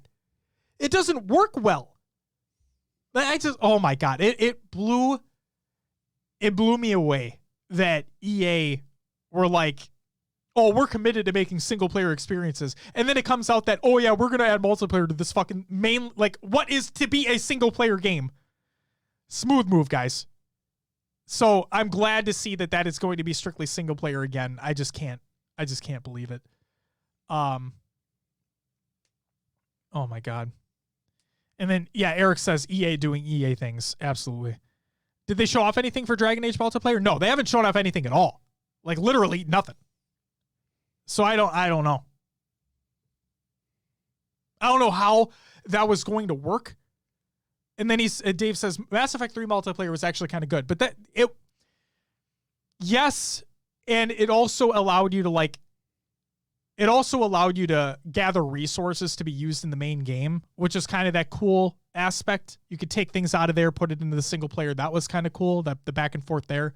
But then Andromeda, I think, had multiplayer, and that was just shitty. I just don't force it if you don't fucking need to. Like, come on, guys. You're smarter than that. But at the same time, it's about money, and I get that. Business is business. They're just fucking stupid. All right.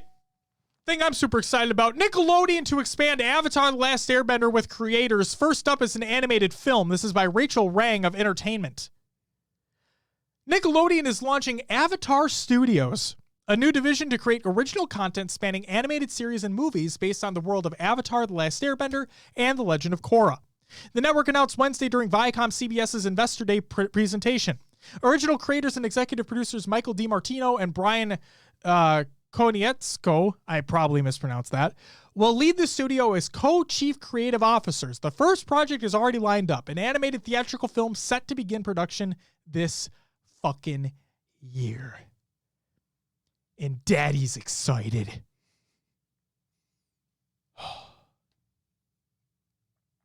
And Josh, yes, you should play through Mass Effect 3. Regardless of people's thoughts on the ending, the game is still fantastic.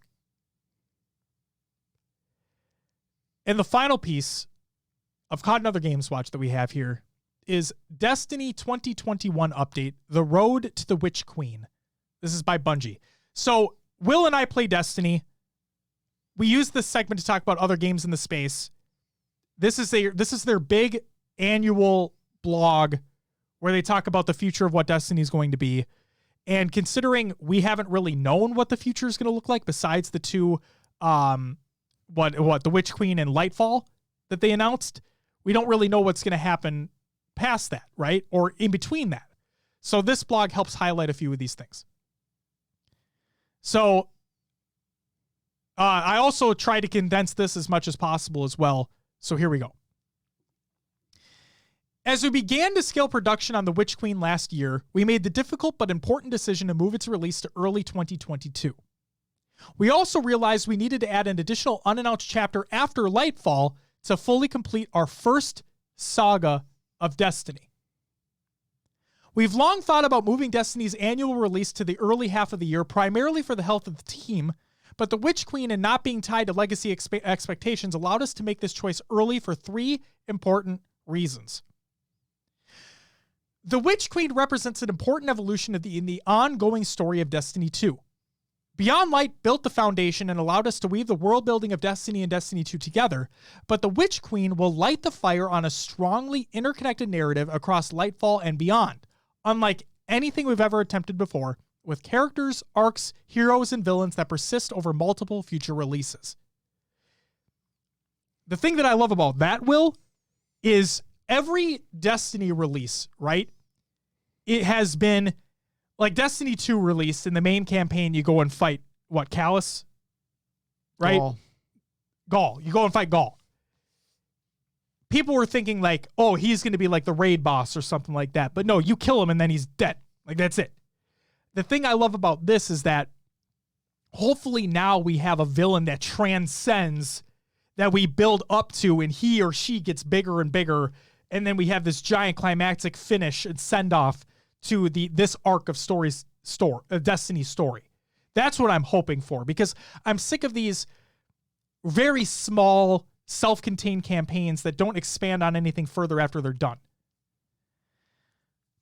Even more importantly, the conclusion of these releases will also conclude the Light and Darkness saga, the conflict we first introduced with the launch of Destiny many years ago. As we've been developing The Witch Queen, we realized that we needed this release to be the first of many moments crucial to the story of Destiny. With so much leading to and dependent on what happens in The Witch Queen, we wanted to make sure that we gave ourselves enough time to build out this journey in the right way, starting with an exceptional first chapter in The Witch Queen. With Destiny now committed to being an everlasting, evolving world, we want to make sure we are still taking the time to upgrade the systemic foundation of Destiny 2 to support everything we want to do in the future. Our ultimate vision for Destiny 2 still stands. A definitive action MMO. A unified global community where you can play Destiny anywhere with your friends. For 2021, this means upgrading our approach to keep Destiny's weapon and armor game fresh, refining our vision for PvP, implementing transmog, and adding crossplay. More below. Finally, and the most important reason, we are proud to be uncompromising when it comes to our commitment to the health of our teams. With COVID-19 keeping us away from the office and the large amount of work on our plates, we needed to move the date in order to make sure that both this year's updates and the Witch Queen were both delivered at the quality we strive for and on a schedule that made sense for everyone involved. So let's dive a little bit deeper into these concepts. And again, I trimmed this down. Rewards that matter. We've made the decision that any weapon or armor that can currently be infused to max power will continue to be able to reach max power permanently. Starting in Season 14, we won't be capping the infusion on any weapons or armor that have not already reached the cap as of the start of Season 13. This means you'll be able to take your Trustee, your Fallen Guillotine, and all the high stat armor you've earned this year to take on the raid in the Witch Queen. Power play. Starting in Season 14, we will only be raising the power cap by 10 for each non-expansion season. This means if you reach the maximum power in Season 13, when the next season rolls around, you'll be directly in the 10-point pinnacle band of the power pursuit. Okay? So let's make that point clear. From the sounds of this, powerful rewards won't get you anything anymore. It'll just be for stat rolls, specific pieces that you're looking for to complete a set, so on and so forth. Yeah. And then you'd have to use your pinnacle completions in order to bump that up further. Well, that's a lot better than having to go through the powerful grind right off the bat. Couldn't agree more. So agreed. It's just now my question is, do they make some of these powerful reward systems into pinnacle reward systems? Or like to give people more opportunities? Or do you just keep the ones that they are and that's that? Because the thing I'm worried about is like not necessarily the dying off of anything, but like if you don't have anything to go for by doing this specific activity, why would I do that specific activity? So I don't know. Like that's just one of the thoughts in my mind, right? Sure. Angels of Death. First, in Season 15, we'll be addressing 3-peaking in Trials and Competitive. In these modes, emotes will be disabled, and players will be unable to pull out any third-person weapon that doesn't have ammo. Third-person experiences are part of what makes Destiny's gameplay feel so good, but it was clear in our most competitive arenas that these mechanics were being used in ways we did not intend. This is a tricky problem to solve in Destiny's complicated sandbox, but we think this is a good starting point. Second, over the next several seasons, we'll be making changes to stasis and light subclasses in order to achieve a healthier balance of subclasses in the Crucible. Across Season 13 and 14, we'll be adjusting stasis in the Crucible in order to bring its overall effectiveness in line with our light subclasses. Now, there is a lot more PvP stuff included as of like trials and how they're trying to make it more to where rewards will be like more inclusive if you don't go flawless on a card. Because right now it's like flawless or bust. Yeah. So they're trying to make it so you can earn more things if you don't go flawless, which is fantastic. Like give more people an opportunity to play and get stuff. And so there's more PvP stuff. Read through that. It gets further and further into the weeds, and I don't want this to drag on for too long. But if you're a PvP guy, read it up. Praedyth's Revenge. In Season 14, the Vault of Glass will return. The team will have a lot more to say about it before launch, but there are a few things I'd like to clarify now. Our philosophy behind bringing things out of the Destiny content vault is to keep them feeling like the content you remember while updating them to meet Destiny 2 difficulty and raid standards.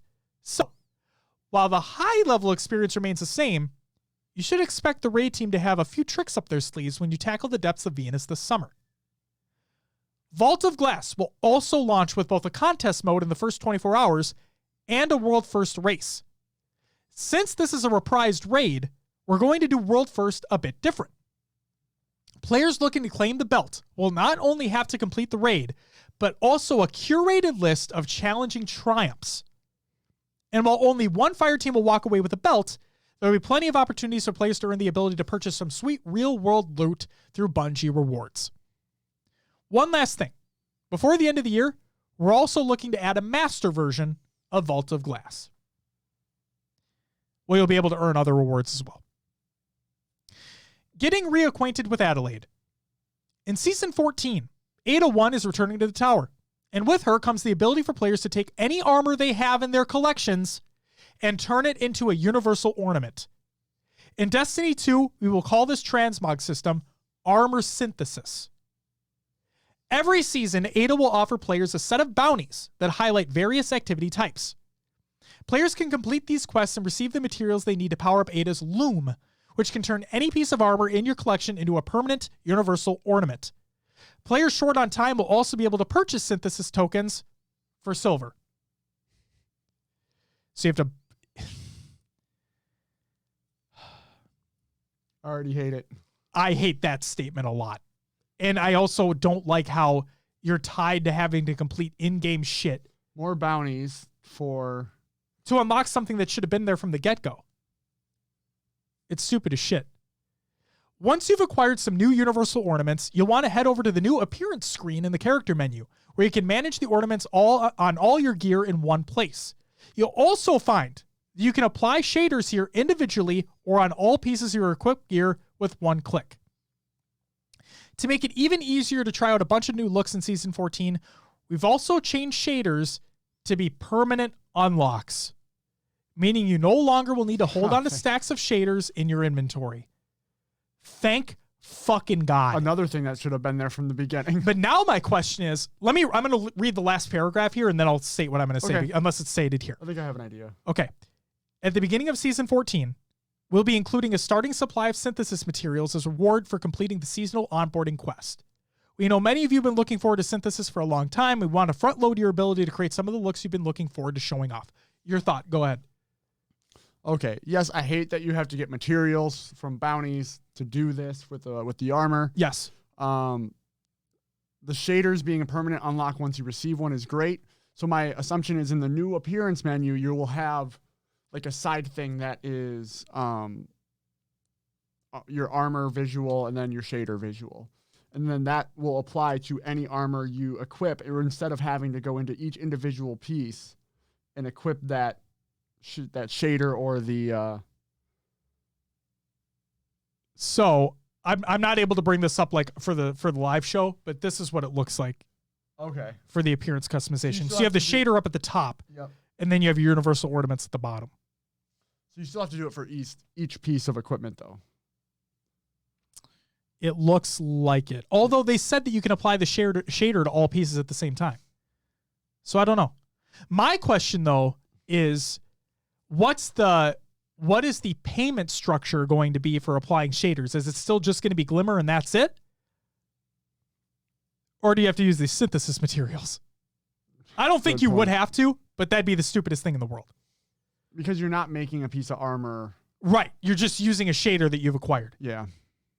So I'm glad that they're permanent. They're going to be permanent in the future. Like, that's fantastic. Dave says, what are we fighting after light and dark? Water? I'm so happy that they're looking into the peaking. Agreed. Now can we please get rid of Felwinter's Lie? Nah, they're bringing it, baby. Dave says, from the sounds of it, you can either click one spot for all 5 or you have to pick one for each slot. And then some of the conversation make it sound like you can put one in a slot and hold a button to apply it to the 5. Okay. We'll just have to wait and see. And then finally, Combined Fire. Crossplay is coming to the masses in Season 15. We'll be doing some internal rollouts and alpha tests in Season 14 to prepare for a widespread launch this fall. With crossplay, you'll be able to play with your friends no matter what platform you call home. And don't worry, we won't be matching console and PC players together in the Crucible unless PC players specifically invite their console friends to play with them in the PC Crucible pools. Some of you noticed that Ikora Rey has not been nearly as present recently in Destiny 2. We've missed her as well. Not only will you see Ikora again in Season 14, she'll be playing a pivotal role in the Witch Queen. In Beyond Light, we introduced Stasis subclasses. Like Solar, Arc, and Void, Stasis will continue to evolve into a fully supported damage type. In Season 15, we will introduce our first round of legendary stasis energy and power weapons. There will be a lot more info here as we get closer to the fall. More recently in Season 13, we rolled out Phase 1 of our new Gilded Titles system, where players can gild our ritual titles like Conqueror, Unbroken, Dredgen, and Flawless each season. In Season 14, Phase 2 of Gilded Titles will roll out. When players gild a title, it will now also display how many times that player has been gilded in the past. So basically, a lot of this stuff is not coming until 5-6 months down the line. Yeah. Because each season's 3 months long. We're in Season 13 currently. There you go. And that does it for COD and Other Games Watch. Which means it's time for Will's Adventures with the Nailovers.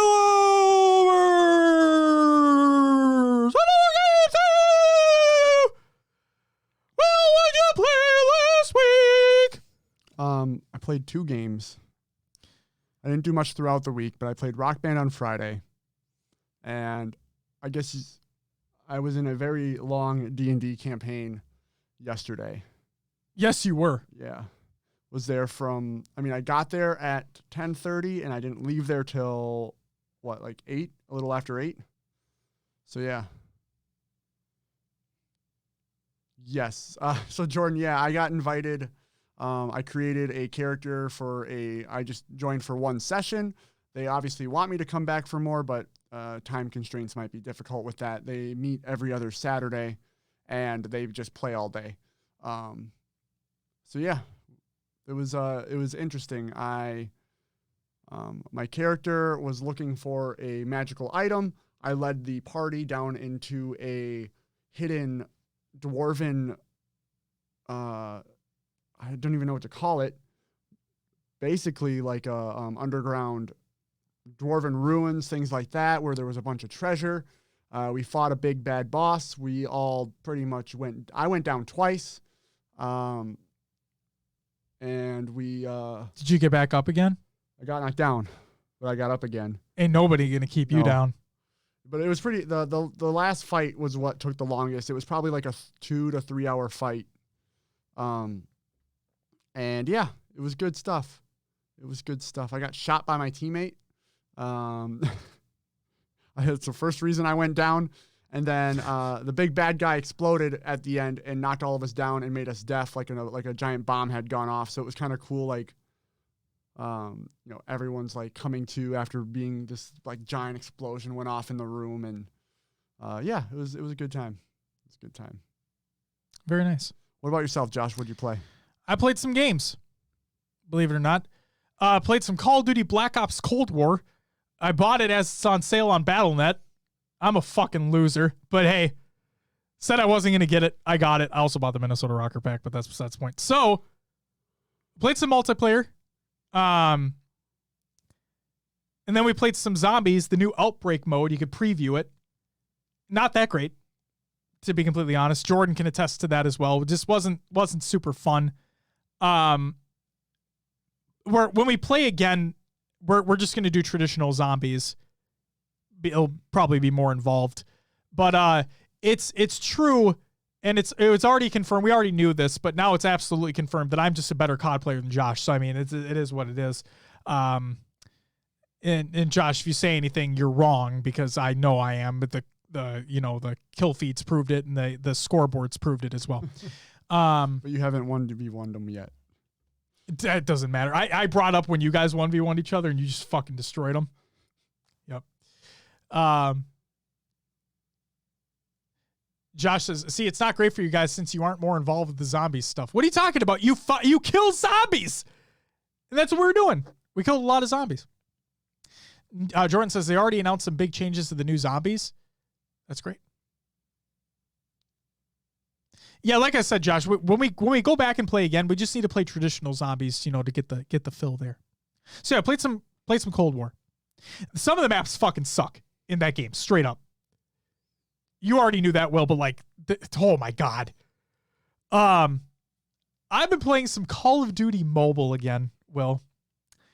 And I bought so when I switched back to iPhone, obviously, I was looking for a controller to put my phone into. So the Razer Kishi, they have an iOS one. I had it for the Note when I had that. Didn't really like it a lot. There's a company called Backbone, and they released a controller called the Backbone 1. And it's phenomenal. They even have their own app. And this is not an ad, by the way. They have their own app. And you know how like on an Xbox controller, PlayStation controller, what it is, they have their dedicated home button? Mm-hmm. This has that too. And you press it and it opens up the app immediately. And it shows all the games that you have. It launches right into them. And it's crazy how fucking seamless it is. Honestly, like, I'm dumbfounded at how seamless it is. So, as of right now, with the limited time that I've had on it, the Backbone 1 controller for iOS has my recommendation. It's great. It's great. So I played that. Dom and I played through the Gears of War 5 Hivebusters campaign DLC. You can beat it in about 3 hours. Okay. It was not good. There you go. Him and I feel like two of the only people in the world where we did not like Gears of War 5's campaign. We thought that the open world aspects of it were monotonous and not needed at all. I made the comparison a long time ago on this show how God of War, the new God of War, that side content where you go explore the different islands and you find different things, that felt meaningful because you're getting stuff, right? Yeah. The side content in the Gears of War 5 campaign is completely monotonous and not needed at all. It's the polar opposite of what God of War did, right? While trying to keep some of that same structure where you can go off the beaten path and do all this shit. To me, the Hivebusters campaign did not need to exist at all. Like it was an introduction into the mode that they introduced in that game, where you have to like escape from a location that's filling with gas and shit. But the campaign itself was stupid. You didn't feel an attachment to any of the characters because it was so short of an experience. There were segments of the campaign DLC where it just dragged you along and you had to wait and it was just boring. It's just completely not needed. And the fact that Dom and I still had disconnect issues, I was playing on the Xbox Series X. He was playing on PC. He dropped out 3 times in the 3 hours that we played it. Just fucking terrible. So the Gears of War 5 Hivebusters DLC campaign does not get my recommendation. Not that it matters. I played some Super Smash Bros. Ultimate and I kicked my niece's ass. So I love her, by the way. She's incredible. And she loves video games and it's amazing. I'm not shitting on her for that. She was talking some mad shit. She wanted to face me. Okay. She thought she had what it takes to take down the master. And the best part about my niece, I love her so much. Her favorite character, her main is Link. That's my main as well. And I didn't tell her that before she started playing it. Her main is Link and she's amazing. We had one close series. We play 5 stock, no items because duh. And we played on all Battlefield stages. I really made it difficult for her. But no, it was a hell of a lot of fun. She was getting fucking into it. I'm so proud of her. And I can't wait to see how much better she becomes because she told me flat out, she's like, I'm not going to stop till I beat you. And I'm like, 2 things. 1, you're not going to. But 2, yes, keep doing that, please. I think that's awesome. She has that drive. So, just fucking cool. And then finally, been playing some World of Warcraft. I started a Beastmaster Hunter because you can play any character you want up to level 20. And they have a really cool introduction zone that leads you into Battle for Azeroth, which is the expansion that came out before the newest one of Shadowlands. So, it's just cool stuff. We'll see. No Outriders? No.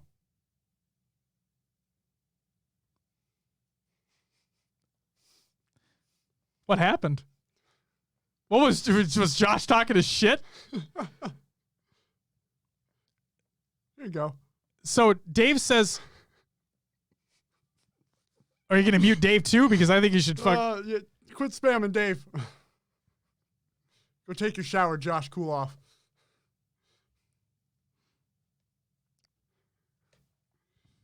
Jesus. Okay. Dave asks, what's up, Obetta? How's it going? Where's your info, dude? What's this Rainbow Road? Tell us your secrets. So Dave asks, no Outriders? Will, did you know that the Outriders demo is out right now? I've heard, yes. Apparently there's a tweet we need to check right now. Oh, shit. Check the tweet that just dropped. The tweet? The fucking tweet. Live intel coming in right now. 2020 is the year of FFA. Hold on. You have it? Yeah. Yo. What's up, dude? Yo. How are you? What's up, Dylan? Martin, how's it going, guys? Good, man. Good. What year is it? 2015, 2016. Are we back in? I don't know what we're at. Yeah. It's Too old for this. It's like a call back from 2015. Oh my gosh, man. Is that what I should name this call right now? Is this like a sleeping on our live- main stage? No, it's like a Skype call or a Discord call. Appreciate two TO gods joining the call for me. So let's go ahead. I'm gonna go ahead and jump right into it. So we Blue Team tournaments. We got some big tournament plans this year. Wanted to see if two TO legends wanted to be a part of it. You know, for you, Dalton, I'm down. Only if Martin's down. If Martin's down, I'm down. Well, if Dylan's down, I'm out. Peace. All right. Well, sorry, dude. Nah, yo, what's going on? Fill us in. All right. So this is what we got planned, man.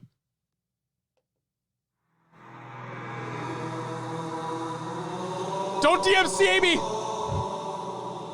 Project Rainbow Road.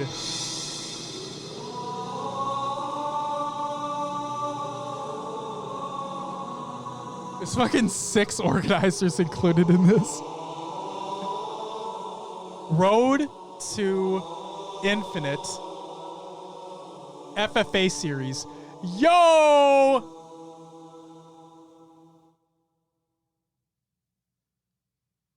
Main announcement coming soon.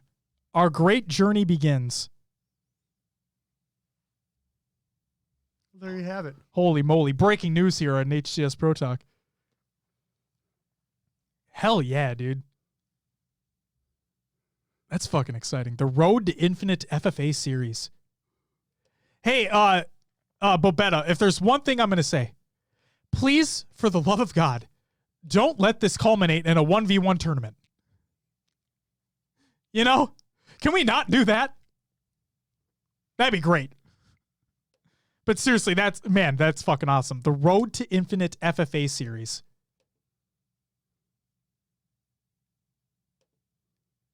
Are you untiming them out? Yes. I didn't realize it was 600 seconds, so I apologize. It's all good. Thank you for doing that. I got it.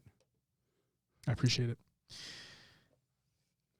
And Bobetta says FFA is FFA. And it's funny because I remember you put out another tweet, or I think you did. I think you replied to something, you put out another tweet that was that. FFA is FFA. Makes sense though. Rainbow Road, everyone wearing their different armor colors. It's true. That's smart, man. Fuck. We never got it. No.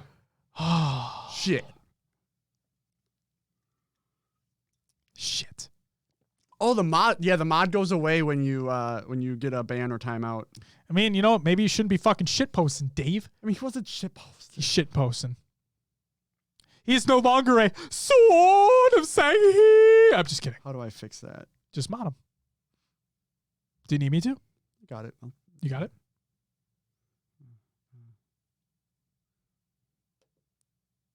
It says it tells me to unmod him.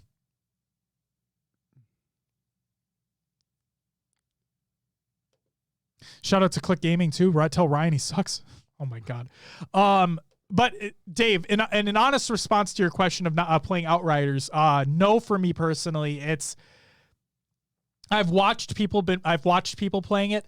I love the synergy that the classes have with one another. I think that looks fucking cool. It's just I don't think that the game would engross me enough to just keep playing it. I do love how it's also cross-play across every platform at launch. That's fucking cool too. But no, I have not played the demo.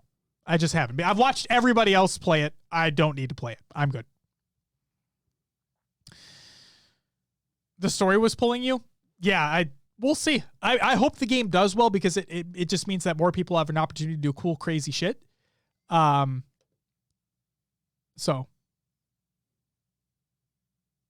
yeah. I just have not played it. And I probably won't anyway, but whatever.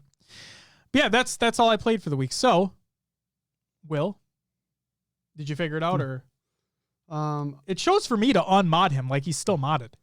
You might have to refresh. It shows he's gone for me. I'll reload. I don't know how to. Is it just a command? There it is. Exclamation I point got mod. it. I think it's /mod space the name of the user. But it's done. Okay. Will. Yes. It's time for some shout-outs.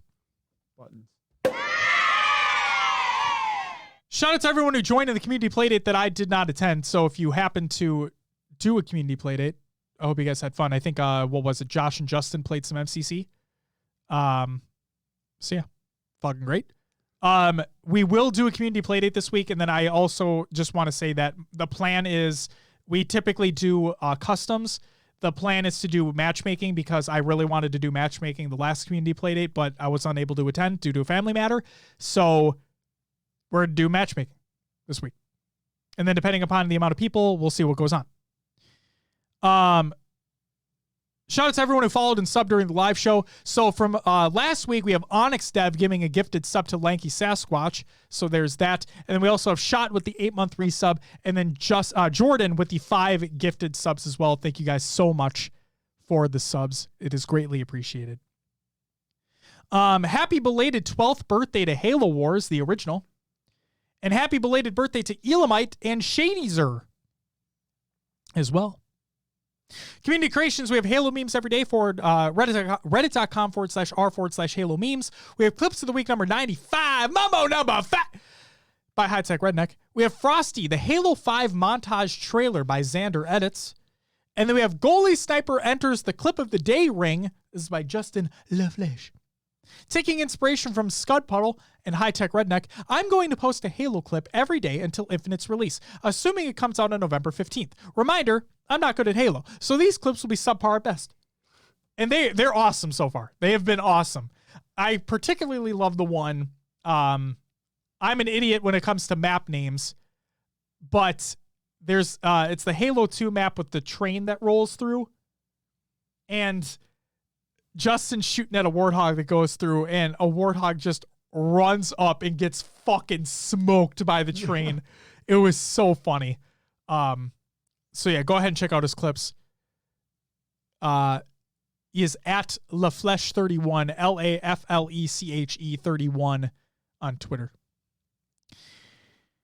Will, that's all I got for the community creations. We have to add more to the plug section here, but please, without further ado, Will, would you plug the show?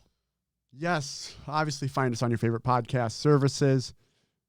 We're on iTunes, Podbean, Stitcher, Spotify, others as well. Leave us a review. Let us know about the show.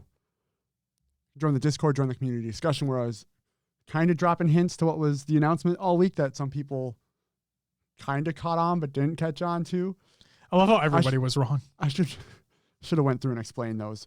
But oh yeah, you said you were going to. Yeah, we'll do that later. Twitter, Instagram, Facebook, YouTube, Twitch, Esportspedia. Go check them out. Search for HCS Pro Talk on all those platforms. And then we do have our own website, hcsprotalk.com, which you can find the link to our merch. And then obviously go check out halopodcast.com for podcast evolved info.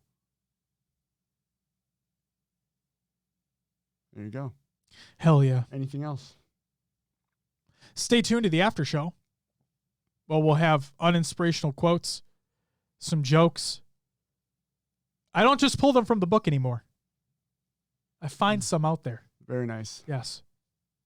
So yes, tune into the VOD or live show for the after show if you are listening. Bobetta says, check your DMs. Don't mind if I do. Oh, shit. Is there? I'm not watching it. We're not going to watch it on here because. Okay. All right. We'll get there eventually. But I do love what I'm seeing. Oh, Daddy loves what he's seeing. Oh, yeah. You got something in there that's going to be so fucking funny for others. I am excited. Oh, my God. Thank you so much, Bobetta. Well, let's send it off and get on to the after show. Ladies and gentlemen, that is going to do it for episode 168. One episode away from nice. Yes. Want to thank you all very much for listening. Want to thank you all very much for watching. If you missed the announcements, they are at the beginning of the episode with a lot of dramatic buildup and some drum rolls for good measure. So check that out. We're excited for our partnership with Podcast Evolved. We're excited for the interviews that we have coming up for the month of March. And we're excited for the future of the show. Ladies and gentlemen, that's going to do it for us. Stay tuned to the after show if you want to. Check out the VOD. But if you're just listening to the audio, I hope you have a great rest of your week. We'll catch you next time where we talk about some more shit. But until then, Rage, thank you so much for the sub. Coming in at the last minute. The 7th month resub. Woo! Guys, it's going to do it for us. We'll catch you next week. But until then, bye-bye.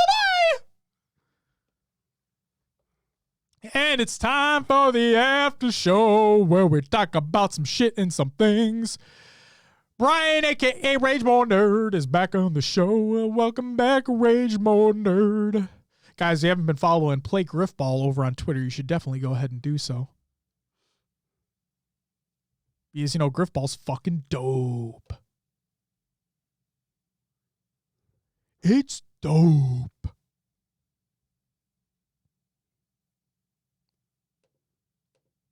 There you go. Eric says, I must have missed the show segment where you picked up those paper balls, or did you change your name to J.K. Litterbug?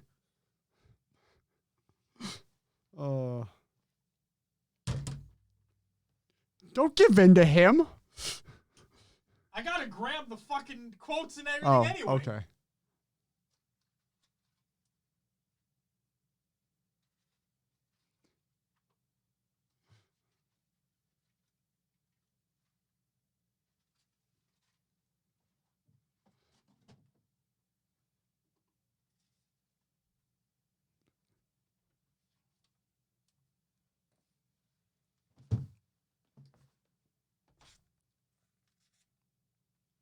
All right.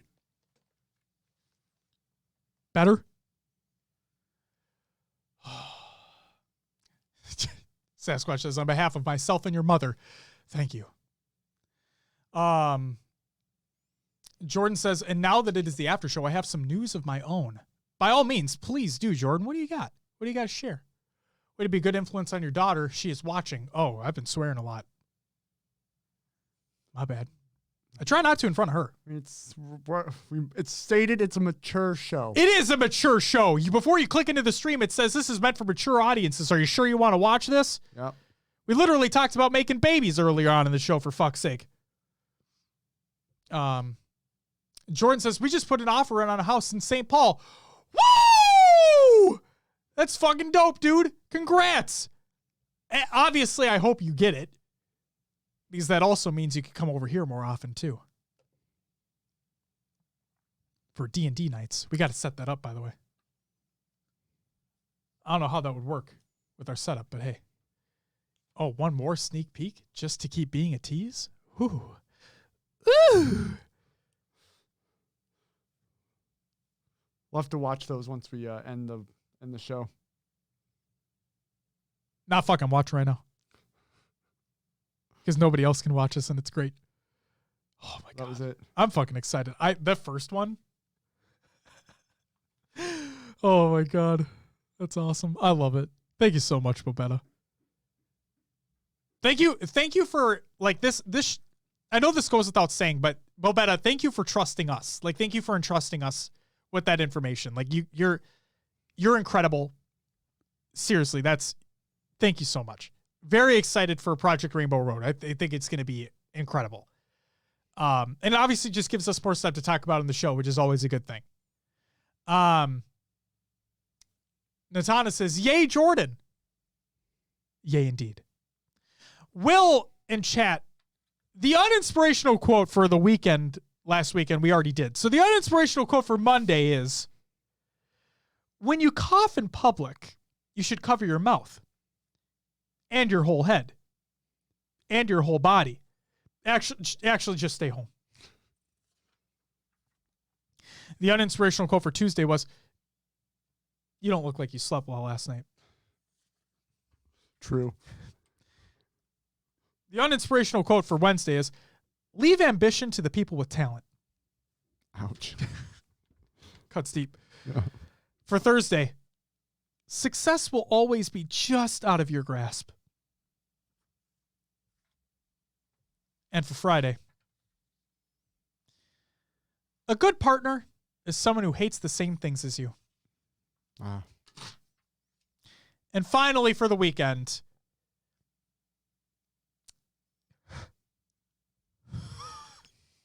Oh, no.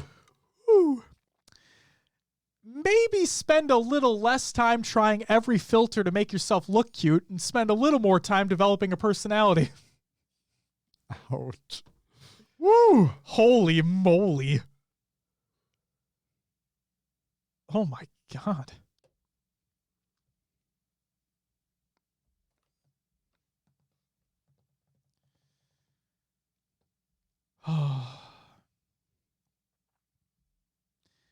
I'm looking up jokes real quick. Hold up. I thought you had some pulled up earlier. No. I mean, I could.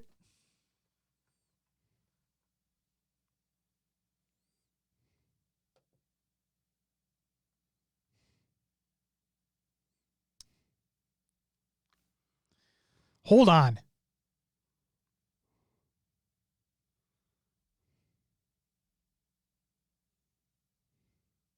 You're awesome, Bobetta. You're fucking awesome. I'm trying to find the ones that I've already said to work because I know you guys haven't heard them then.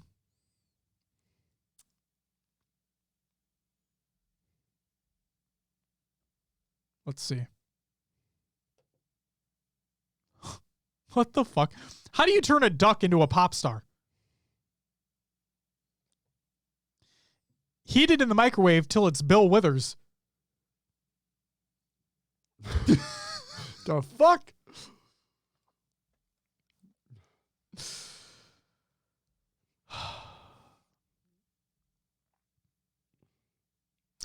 How is a bad joke like a broken pencil? There's no point? Correct. But what if the pencil's broken in half? One half still has the point. I never liked this joke because I thought about that. Yeah. I mean, I get it. If you like take the pencil and fucking go like that, then yeah, the point's gone. But if you just... All depends on how you imagined breaking the pencil. I mean, hey, there's lots of ways you can break a pencil.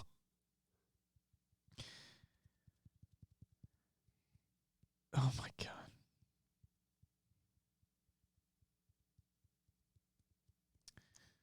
Trying to find more. Hold on.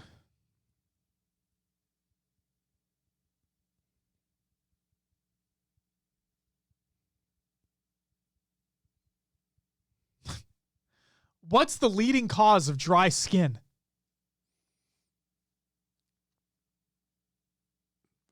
What? Towels. I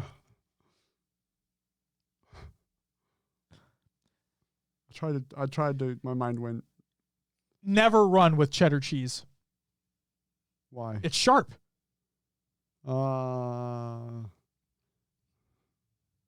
these the uncle jokes? No, I'll pull those up though. Those are not nice. They're not. They're funny though, but they're not nice. They're funny though. Like I said. What if it's a medium cheddar? Yeah. What if the pencil's broken in half? Same difference, Brian. The fuck? Josh. Angsty Josh. Angsty with stupid jokes. Oh no. What is it? Oh. What do you call a rabbit with a bent dick?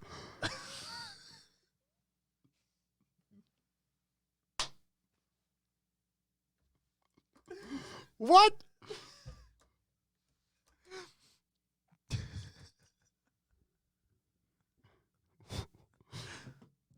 What? What is it?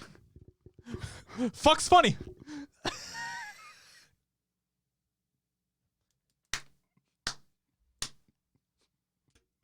Oh my god. Yep. I'm saving that for tomorrow. At work. Oh, yeah. That is fucking hilarious. What do you call a rabbit with a bent dick? Fuck's funny. Holy shit. That's a good one. Brian says you're eating the wrong cheese. Well, you know. Right. Yikes. Let's see. Yeah, these are the yikes. The yikes section. Yeah, for these sure. these are absolutely. I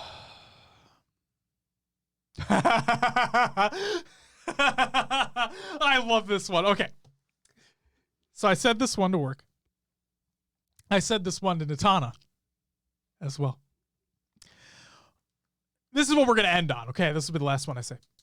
What's the difference between olive oil and virgin olive oil?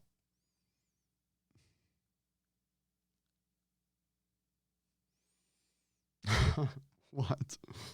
Chat, does anybody have a guess?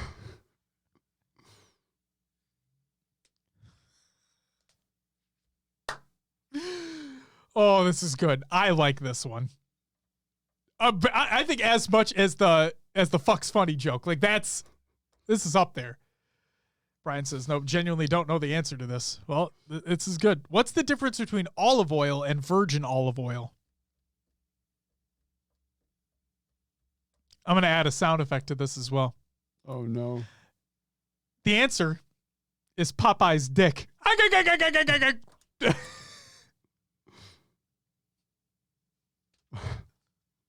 You know, my mind, yeah. Do you get it? For those who don't know. Yes. For those who don't know. Yes. I think- Popeye's love interest is olive oil in the show. So that's her name. And therefore, the difference between olive oil and virgin I think they olive get oil it. is Popeye's dick. And the was his laugh that he does in the show. Thanks for the mansplanation.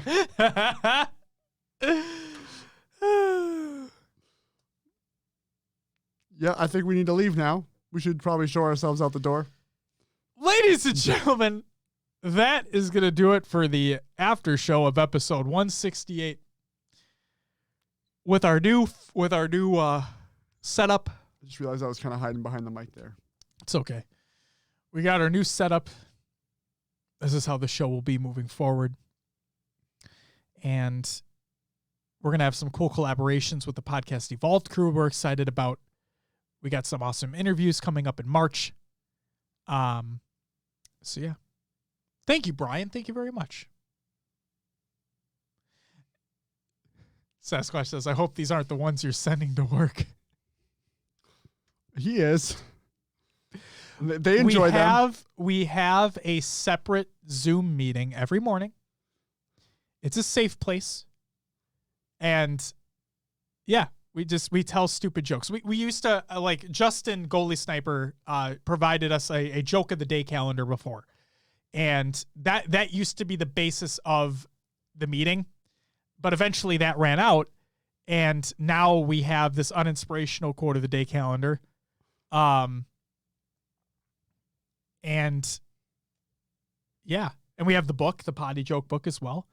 But eventually that's going to run out too. So we try to spice it up a little bit. So yeah, it's great. It's a fun time.